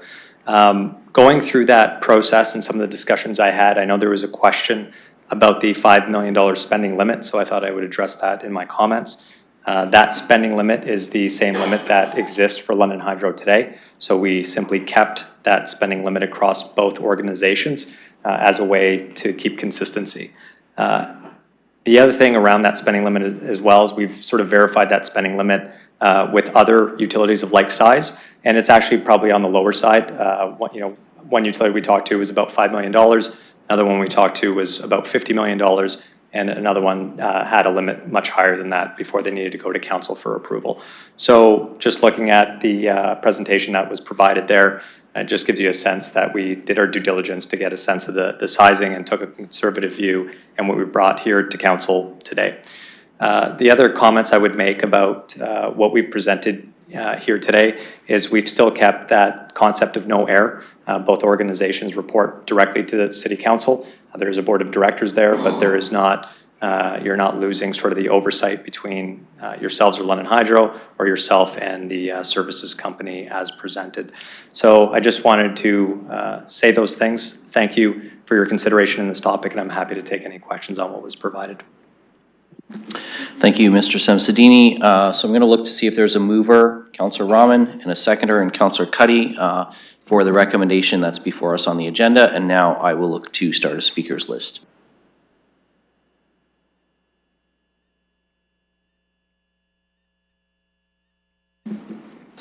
Seeing none, then I'm going to ask the clerk to... Councillor Ferreira. Thank you, Chair. I think we're all thinking the same thing. Let's get some people to speak, but I'll start it off. So I appreciate the report. In principle, we approved this, I guess, a couple of months ago or a month ago. It's a simple shareholder declaration. You answered actually my question already about the $5 million spending limit and how that goes. So I'm in full support. I got no questions. Thank you to Mr. Goss as well for communicating everything to us. You're going to see my support on this, and I look forward to when we actually prop up this affiliate institution or affiliate company. Okay, thanks. Thank you, colleagues. I'm going to take just a moment as the chair, and please, Councillor Ferreira, don't take this as me picking on you in particular. But if we're in agreement with something, we don't need to have a speakers list. I will point out that we have now been here for 3 hours and 7 minutes to deal with 2 items on the agenda. So perhaps rather than taking 15 of us saying we agree, we can express that support with our votes. Councillor Pribble. I'll try to be quick through the chair. Revive and new. So we are going with both options. With with Revive, it might be more complicated, more lengthier. What's the advantage then potentially going with Revive and not just going with straight with new? And are there potential, it was closed in early 2000s, any potential liabilities? Thank you. Mr. Samsudini. Yeah, so you would see in your report that we're looking for an option to revive an already existing organization, or one that already existed here in the City of London. The reason we're doing that is at the time, so early 2000, when that corporation was initially incorporated, the Section 142 allowed for a holding company structure within that. Since that time, that sort of provision has been removed. So 142 companies are allowed to be created, but those companies are used for things like retailing energy, generation, distribution, transmission specifically, but not called out around holding assets. So it just provides a bit of this gray area, and sometimes, the lawyers think that there are ways to be able to deal with that, but in our view, the simplest way to deal with that is actually revive an organization that had that ability to do it in the first place. So that's why we're recommending the revival path. Of course, it does put some of the timeline out of our hands in terms of what it means for the province and a private member's bill to be able to revive that. Having said that, those are done commonly every year. There are revivals every year of corporations that exist, so we believe that there is a path forward in that way. Councillor Pribble. Thank you for that. I'll make a comment. I don't want to start a new conversation with this, but in terms of the 5 million and the other two you mentioned, they're actually quite higher. And it's in front of us, and I hope I will certainly support it as we move on. But on the other hand, the other way around, is the 5 million enough, or are we really maximizing our potential future opportunities? But as I said, I just want to make this as a comment because I would like us to go into the vote. Thank you. Okay, any other speakers? I don't want to dissuade you from questions and comments, but we don't need to speak to just say thank you, we're going to support it. That was my point. Councillor Rahman. Thank you, and through you, and not to say thank you, and I support it only. But I do want to just close out our discussion a little, just saying thank you for the collaboration that happened to bring this forward. If you'll recall, this discussion has been before multiple councils over many, many years. And having the opportunity to look at this option with a different lens, with a different perspective on how we can do this for in the best interest of the city, in the best interest of London Hydro, it's actually a very exciting opportunity for us. And it means that we will be able to do things that we have not been able to do previously, which allows us to think a lot bigger, dream a lot larger, and innovate in ways that we never would have imagined. So thank you to everyone for their work. And again, sorry for the extra comment of support. Well, as our representative on the board, I think there's a little leeway there for you, Councillor. So, but we do appreciate that, and we have Mayor Morgan next. Yes, I want to not echo what others have said because that would be redundant, but I want to add that further to what Councillor Rahman said, it's important for us to actually move forward with being innovative. We have clear signs from the Ontario government that they're going to transform the way that the energy sector is structured in the province, and you're either going to be along for the ride or you're going to be ahead of that. And so one of the ways that we can be ahead of that is providing flexibility to our hydro utilities to innovate and be in spaces that can drive other revenues and other opportunities for the citizens of London and the region. And so I think that this is not just an important opportunity, but a necessary step in the evolution of the energy industry in our region. And make no mistake, in the future, those regions that have adequate supply to power innovation water are the ones that are going to thrive in the way that the new economy is going. You know, AI is going to be powered by those who can actually provide the necessary requirements of it. The future energy industry is going to be structured around those who can provide adequate and sufficient energy, and also innovate in spaces where they can spin off, create new companies, take risks, provide new opportunities. So this is absolutely necessary for us to continue to be a leader. This is absolutely necessary for us if you believe in us continuing to have access and ownership over an important public utility, because things are changing and we want to be ahead of it. So I think this is a critical decision for us. Councillor Lehman. Thank you. Thank you, Mr. Samsudini, for being here today. As I look at London becoming a larger regional hub in terms of economic and transportation, healthcare, government, etc., how does this proposed corporate restructure fall into your vision of London Hydro becoming part of that kind of regional player? Mr. Samsudini. You know, I think working together is always important. So as utilities, we've seen around the province, as they work together in their affiliates as well. So they look for opportunities that help their regions, help drive those elements that their cities are looking for, if that's in housing, if it's economic development, what are those things that can really drive prosperity to their region, and doing it within partnerships. So I think this continues in that mindset to move forward together, not only with our city, but with the other utilities that are located near us, and provide the best service for our neighboring communities. Councillor Lehman. Thank you. Are there examples of other utilities doing similar things? I mean, this is a little bit outside the norm, as was mentioned before. This has been before council in other formats. I'm more inclined to support this with the direction that you're going. But given that it is outside the norm, I just want to know about other utilities that have gone down this path. Mr. Samsudini. In our initial research, I think we found that there was only one utility over 15,000 customers that didn't have an affiliate or a holding company structure. So London was a bit the outlier as we looked at that. The one company over 15,000 was just announced that it was purchased by Earth Corp.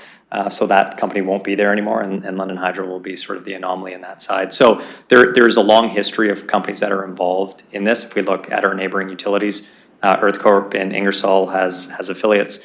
Festival Hydro in Stratford has affiliates.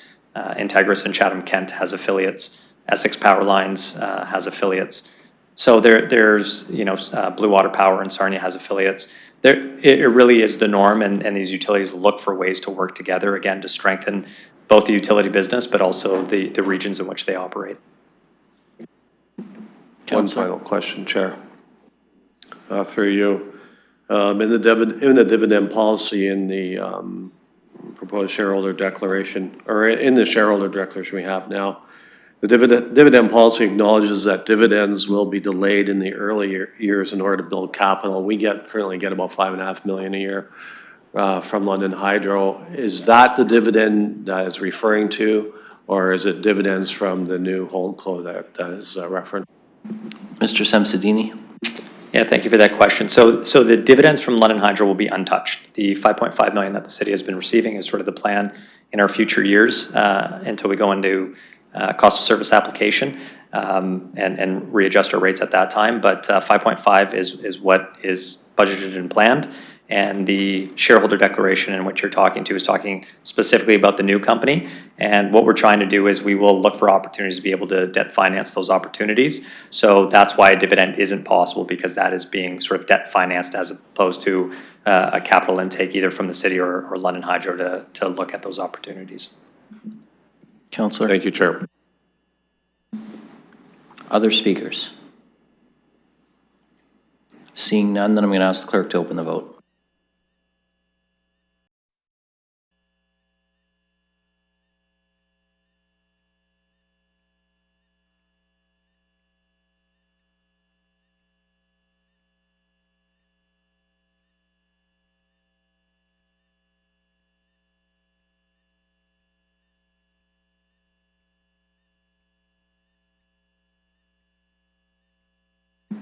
Closing the vote, motion carries 12-0, noting Councillor Trossow and Councillor Pelosa as absent. Thank you, everyone. Thank you, Mr. Samsudini, for your time. And thank you, Mr. Goss, for your extra time. Moving on, colleagues, item 4.2 is request to explore opportunities for Committee of Adjustment meetings. This is a communication from Councillor Frank. Councillor Frank. Thank you, yes, and I'd like to move the motion that's loaded in eScribe and see if I have a seconder. Is there a seconder for Councillor Frank's motion? Councillor McAllister has seconded. Councillor Frank, did you want to speak to it now? Yes, I'd be delighted to. So I'm bringing forward this essentially as a report back from staff in respect to a couple items in regards to the Committee of Adjustment meetings. I have had some residents reach out with some complaints, and so I thought one of the ways that we could best address some of the some of the happenings of the Committee of Adjustment is just to be able to view those and have increased transparency and accessibility for the public afterwards. As well, I've had some complaints in regards to trying to access materials in advance and after meetings for residents and for applicants because the Committee of Adjustment process differs significantly from all of our other committee experiences. And so again, items B and C are in regards to trying to create packages online that people can review in advance, as well as the minutes and decisions being posted publicly in an accessible manner. And then the final one, just letting people know, because I know that there's some confusion over who is responsible for adjudicating complaints. They are administered through the Integrity Commissioner. So this is just to provide an extra level of transparency for the public to be able to gain this kind of information. And happy to explain any other rationale, but hoping just to provide this additional information to the public. Thank you, Councillor Frank. Any other speakers? Seeing none, then I will ask Councillor Stevenson. Well, I guess my just question through you to staff, I guess, is there any concerns with what's presented here? Well, let me ask, I think the clerks in terms of posting video, or Mr. Mathers? Mr. Mathers.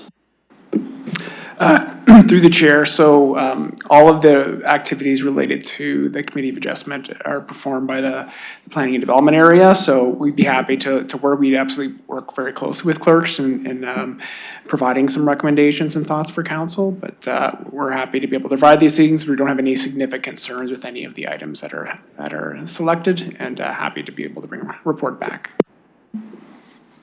Councillor Stevenson? Okay, seeing no other speakers, I will ask the clerk to open the vote.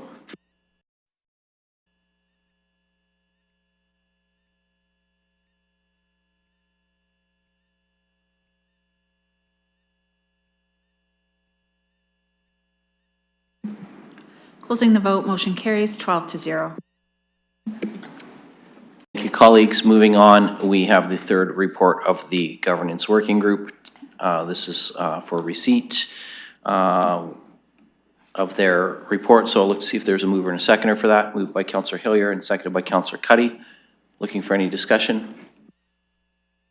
Councillor Stevenson and then Councillor Rahman. I have so much I could say about this report, and I won't.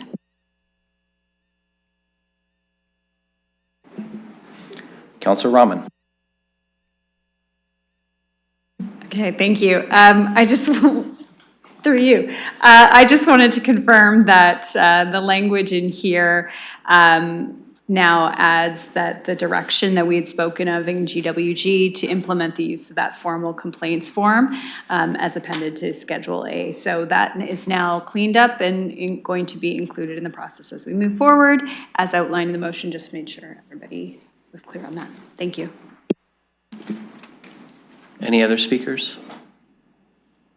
Seeing none, then I'll ask the clerk to open the vote.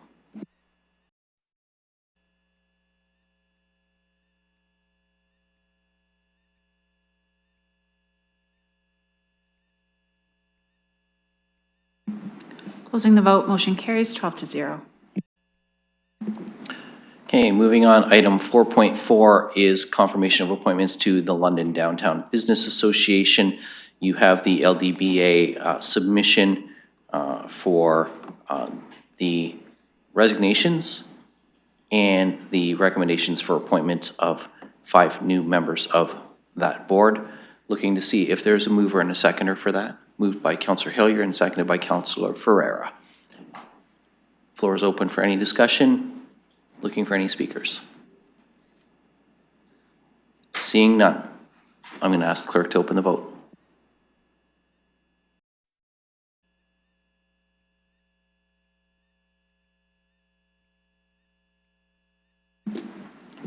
Closing the vote, motion carries 12-0. Moving on, item 5, deferred matters, additional business. There is one item of additional business submitted by Councillor Rahman. Councillor Rahman, I will go to you to introduce this. Thank you, and through you. So this is just an opportunity for us to have a discussion here at committee with respect to the communication from the Ontario Big City Mayors, the update that they provided where they provided the request that the Government of Ontario declare a state of emergency. So I wanted to put that on the floor for our discussion today, and looking for a seconder. That's been moved. Do we have a seconder? Councillor McAllister. Okay, so that's moved and seconded and on the floor, and I'll look for a speakers list. Councillor Rahman. Thank you, and through you. So I just wanted to take a moment to, I guess, start this discussion as I brought the communication. But I thought it was really important that we have a local discussion about this direction. And it's something that we've been talking about, I think, in different ways over the last few years. And as you know, with our recent action on the micro-modular site, I think this is even more needed at this point. So this is support for the direction that the Ontario Big City Mayors took at their recent meeting, and I want to thank Mayor Morgan, who I understand seconded that motion, and really wanted to have a chance to have that discussion here and hear from Mayor Morgan on that as well.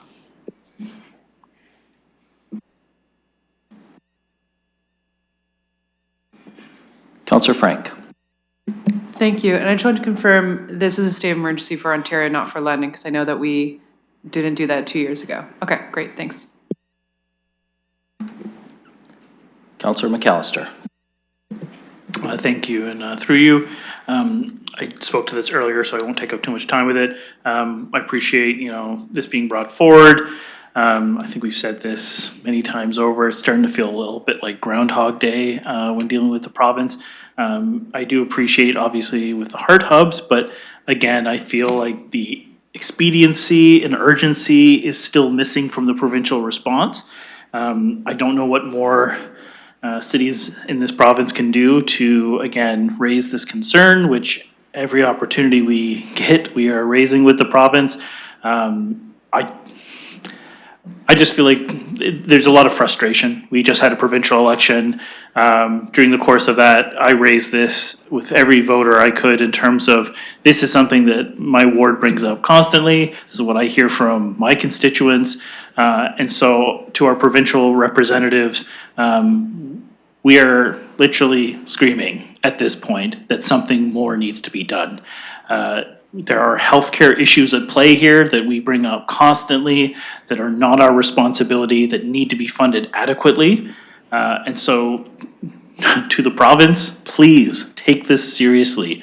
We are in a state of emergency. This is a crisis, and it's getting worse. As we have seen, 25% provincial increase, 19% in London. You look at the large cities in this province and what they're facing. This is not something that cities on their own are equipped to deal with, and we will not make real progress on this unless the province comes to the table and is a willing partner, and we have a coordinated strategy, not only between the city, the province, and the federal government. Because if we all work together, I do think that we can see real progress. But the way we are currently operating is each level of government is doing its own thing, and it's not actually making us move forward. Homelessness is an issue that we hear about constantly. I applaud, everything that's done locally, city staff, the agencies. We are doing our part, and we need the province to come to the table with those additional resources in the areas of responsibility that are theirs. So I appreciate this, and I think every chance we get, we reiterate it, but more needs to be done. Thanks. Councillor Ferreira. Thank you, Chair. I appreciate this motion. I'm obviously going to support it, but I do wonder what is the outcome that we're going to see from the province on this. Like, we have stated emergencies before, like the climate emergency and other emergencies, and I haven't seen too much uptake of that. So I'm just concerned on what the province's response would be if there is any. But then again, that doesn't change the fact that we are in an emergency right now. So you will see me supporting this. And I guess you know, I'm asking the question again, like what changes would we see? Like for us, if we are gonna really endorse this, then that does change our position that we were discussing a few years ago on whether we have an emergency or not. So I'm taking this as an endorsement that we are declaring an emergency ourselves. Councillor Ferreira, respectfully, I am going to say that comment is out of order and you need to withdraw it because we are not discussing declaring a state of municipal emergency. And that is actually really not only off of what this motion is about, but is actually not a good position to be in legally to be saying you are taking this as declaring a municipal emergency. So I'm going to ask you to please retract that comment. Fair enough, I can retract it. I do see a provincial one does capture our area. But I do hope that, so I guess some of our initiatives that touch onto this space, we would act in a way or support or vote in a way that does reduce or mitigate the emergency that is occurring provincially. So I'm going to support this, but I wonder what outcomes we'll see from it. So I think this is a good way to go. I have been saying for a while that things definitely need to be focused on when it comes to this space. But if this is for the province to declare a provincial emergency, then let's see what comes out of it. Thank you, Councillor. If committee will indulge, I'm just going to offer a couple of comments from the chair, and then I'll go on to Mayor Morgan, because I don't need to get into a lot of debate on this. I'm going to say I'm going to support it because it is a call from a united call, not one-offs from individual cities, a united call from OBCM for some provincial action, which is very different than local declarations, in a very meaningful way different. So I'm going to be supportive of this. I would not be supporting something that was only focused local. This needs a united effort. I also want to say that, there have been some positive things that the province has done with us, and particularly in the housing file and Minister Flack's office with respect to helping housing starts and those sorts of things. But Councillor McAllister, I agree with what you talked about when you talked about healthcare, and if we're believing that housing and homelessness response is part of healthcare, despite the heart hubs, which are welcome, but I think we've been missing, the Ministry of Municipal Affairs and Housing has been extremely helpful. I think that the Ministry of Health and the Ministry of Community and Social Services has not been. And I say this to our opposition members as well. We don't need whole new crown corporations with all the bureaucracies that come with it. We need just some small, meaningful steps forward. In my opinion, things like doubling shelter allowance for ODSP and OW would make a big difference in helping people stay housed. That doesn't require a completely new crown corporation. Keep working with us the way that Minister Flack has been working with us on housing, but also we need those mental health and addiction recovery beds in the healthcare system, and that is clearly something that needs to be addressed through the Ministry of Health and Long-Term Care. So that's why I support the OBCM call for a provincial action on this file, and that's the comments that I wanted to share. I'll go to Mayor Morgan next. Thanks. I'll make a couple of comments. First, I want to clarify, and I appreciate that you did as well, Chair, that there's a very large difference between a local state of emergency and asking for the province to declare a state of emergency. First off, we're a single-tier municipality. Declaring a state of emergency here gives us no additional resources from the province. It's been made very clear that that's not how it works. And as a single-tier municipality, we have a lot of tools at our disposal. You have seen lower-tier municipalities, like Barrie, for example, declare a local state of emergency. And the main advantage they got of that was leveraging with the county of Simcoe, which is responsible for homelessness services, to push some resources into that community. But that is still all municipal resources shifting around. So let me go to the resolution before us. I want to emphasize a couple of things. First, the Ontario Big City Mayors Group is a group of the 29 largest municipalities. And the composition of that group is quite diverse. We have people who have served as provincial leaders of 3 different parties who serve as mayors in our group, and everyone was unanimous in this approach. The resolution, too, includes continued support for the Solve the Crisis campaign, which I would say is a campaign that is supported beyond the big city mayors. It's also supported by the mayors and regional chairs of Ontario, the Western Wardens Caucus, and the Eastern Warden Caucus, which represents some of the smaller municipalities in the province. The other thing, too, is that we recognized the significant investments that the province has made. You know, this is not a call to shame the province in any way or outline a massive amount of criticism. The province has made significant investments. They've invested over $500 million in the Heart Hub system. They've dramatically increased the money within the HPP program across the province as well. The challenge we have is that despite those investments, as well as the additional investments municipalities have made, there are still more people falling into homeless than we are pulling out. So people are being pulled out, people are being housed, but there is an imbalance here which is holding us back. The other piece of the resolution, and I want to mention Minister Flack, because he's our local representative. He has been exceptionally helpful on the advocacy front on things like the Heart Hubs and HPP funding increases, and remains committed to engaging with us about additional resources that municipalities may need or additional tools they may need at the provincial level.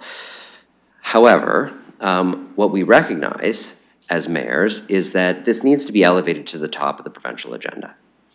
And it needs to be a province-wide strategy that we can pull towards and get behind as a group. These things will not be solved in any one municipality on its own. We can innovate, we can make a difference, we can buck a national and provincial trend, but we're not going to solve the crisis without being part of a coordinated province-wide result.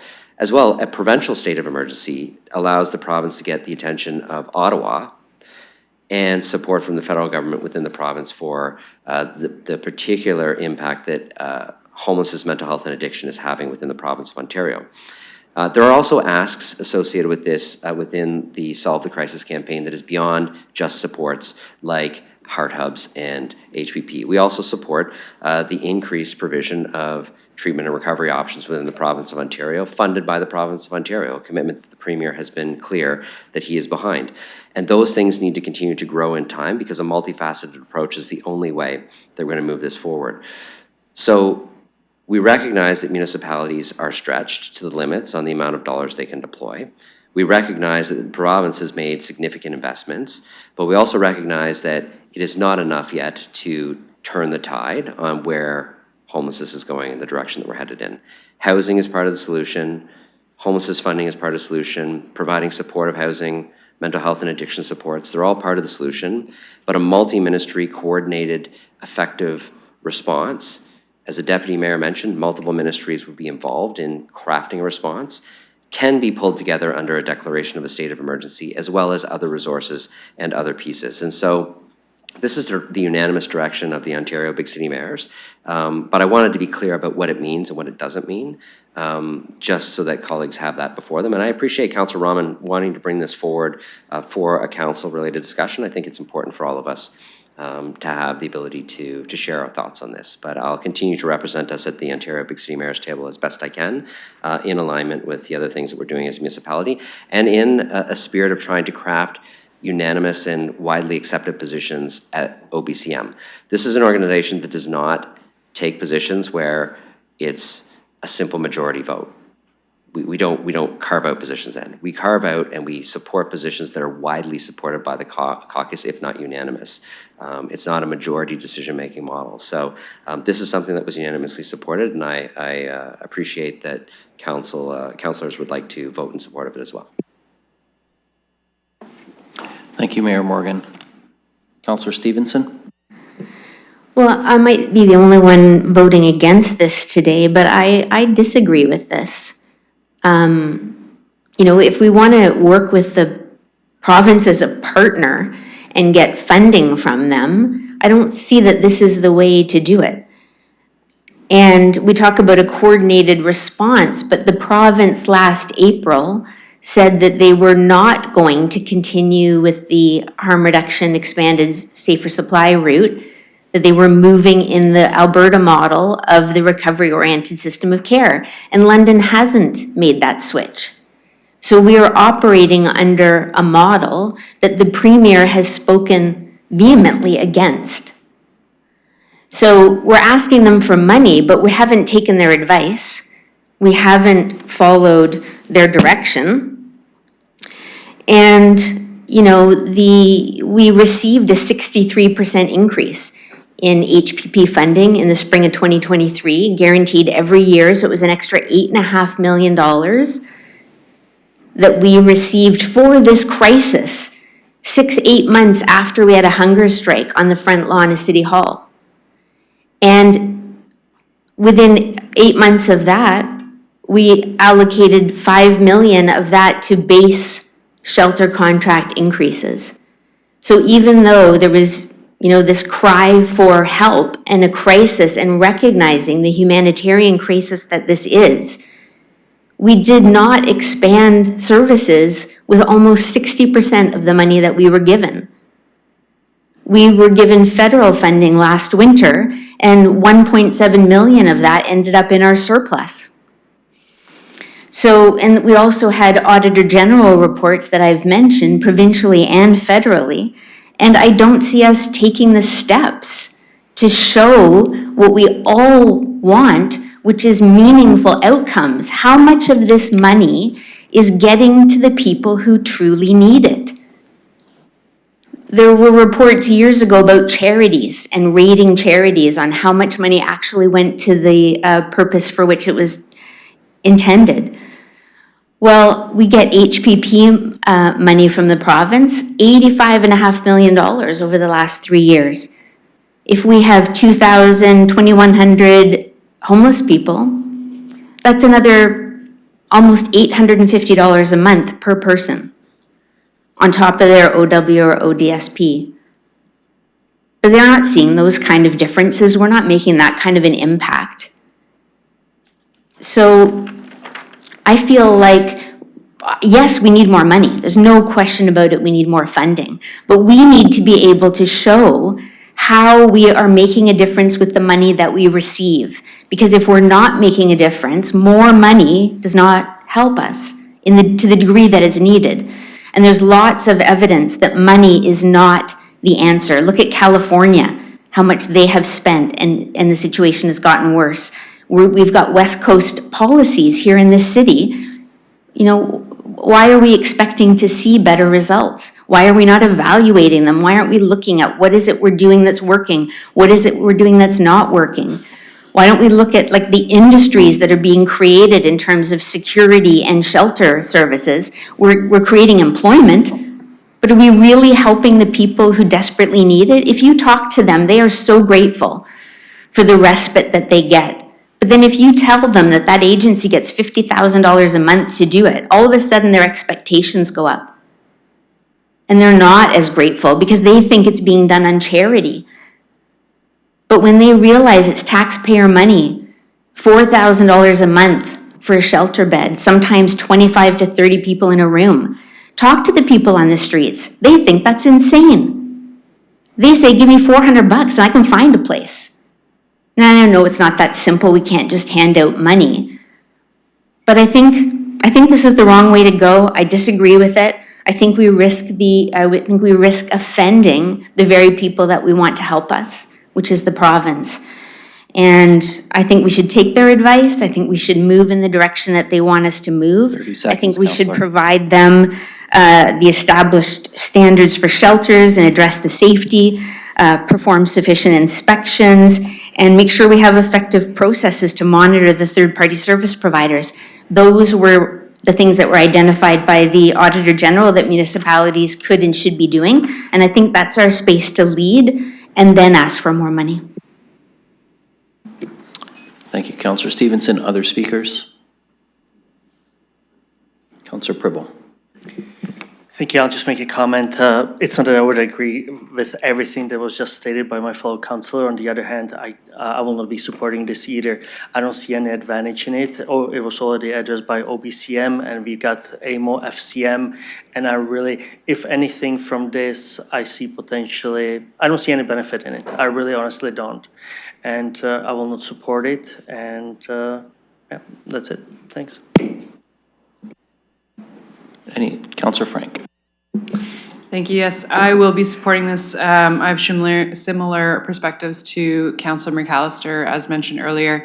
I think one of the issues is we can't solve a problem if we're not given enough resources to solve the problem. So if you have just enough money to maybe slap together a bunch of Band-Aid solutions and try to do your best with trying to deal with the resources you have and make it work. I think obviously it's not going to look perfect and things aren't going to get exceptionally better because you don't have enough money. I think that's one of the things we saw with the police services ask is that they, were trying to do the same thing over and over and they told us they weren't getting enough money. And then we heard, I was surprised to hear that money is not the answer because it seemed to be the only thing that police services need to do a better job. So I think in this regard, we do need more money. We see it constantly, time and time again, that we need more highly supportive housing unit, we need more staff, we need more affordable units, we need more shelter beds, we need more outreach services. Across the board, we need more money to do this work, and if this creates any kind of pressure on the provincial government to recognize and care about that, I think that it is definitely worth our time and effort. Looking for any other speakers? Counselor Ferreira? Thank you, Chair, and I just got to... Sorry, I just want to let you know you got 3:15 left in your time. 3 minutes? 3 minutes Oh, I and won't go 15 that long. seconds. I won't go that long. I just need to expand on Councillor Frank's comments. I'd also include that we need a provincially led organization that has services, supports healthcare distributed evenly, provincially wide. We can't just have specific municipalities. If there's resourcing operating in isolation from other ones, it has to be a provincially integrated effort, and it has to be distributed evenly, provincially or even nationally, maybe. Any other speakers? Seeing none, then I'm going to ask the clerk to open the vote.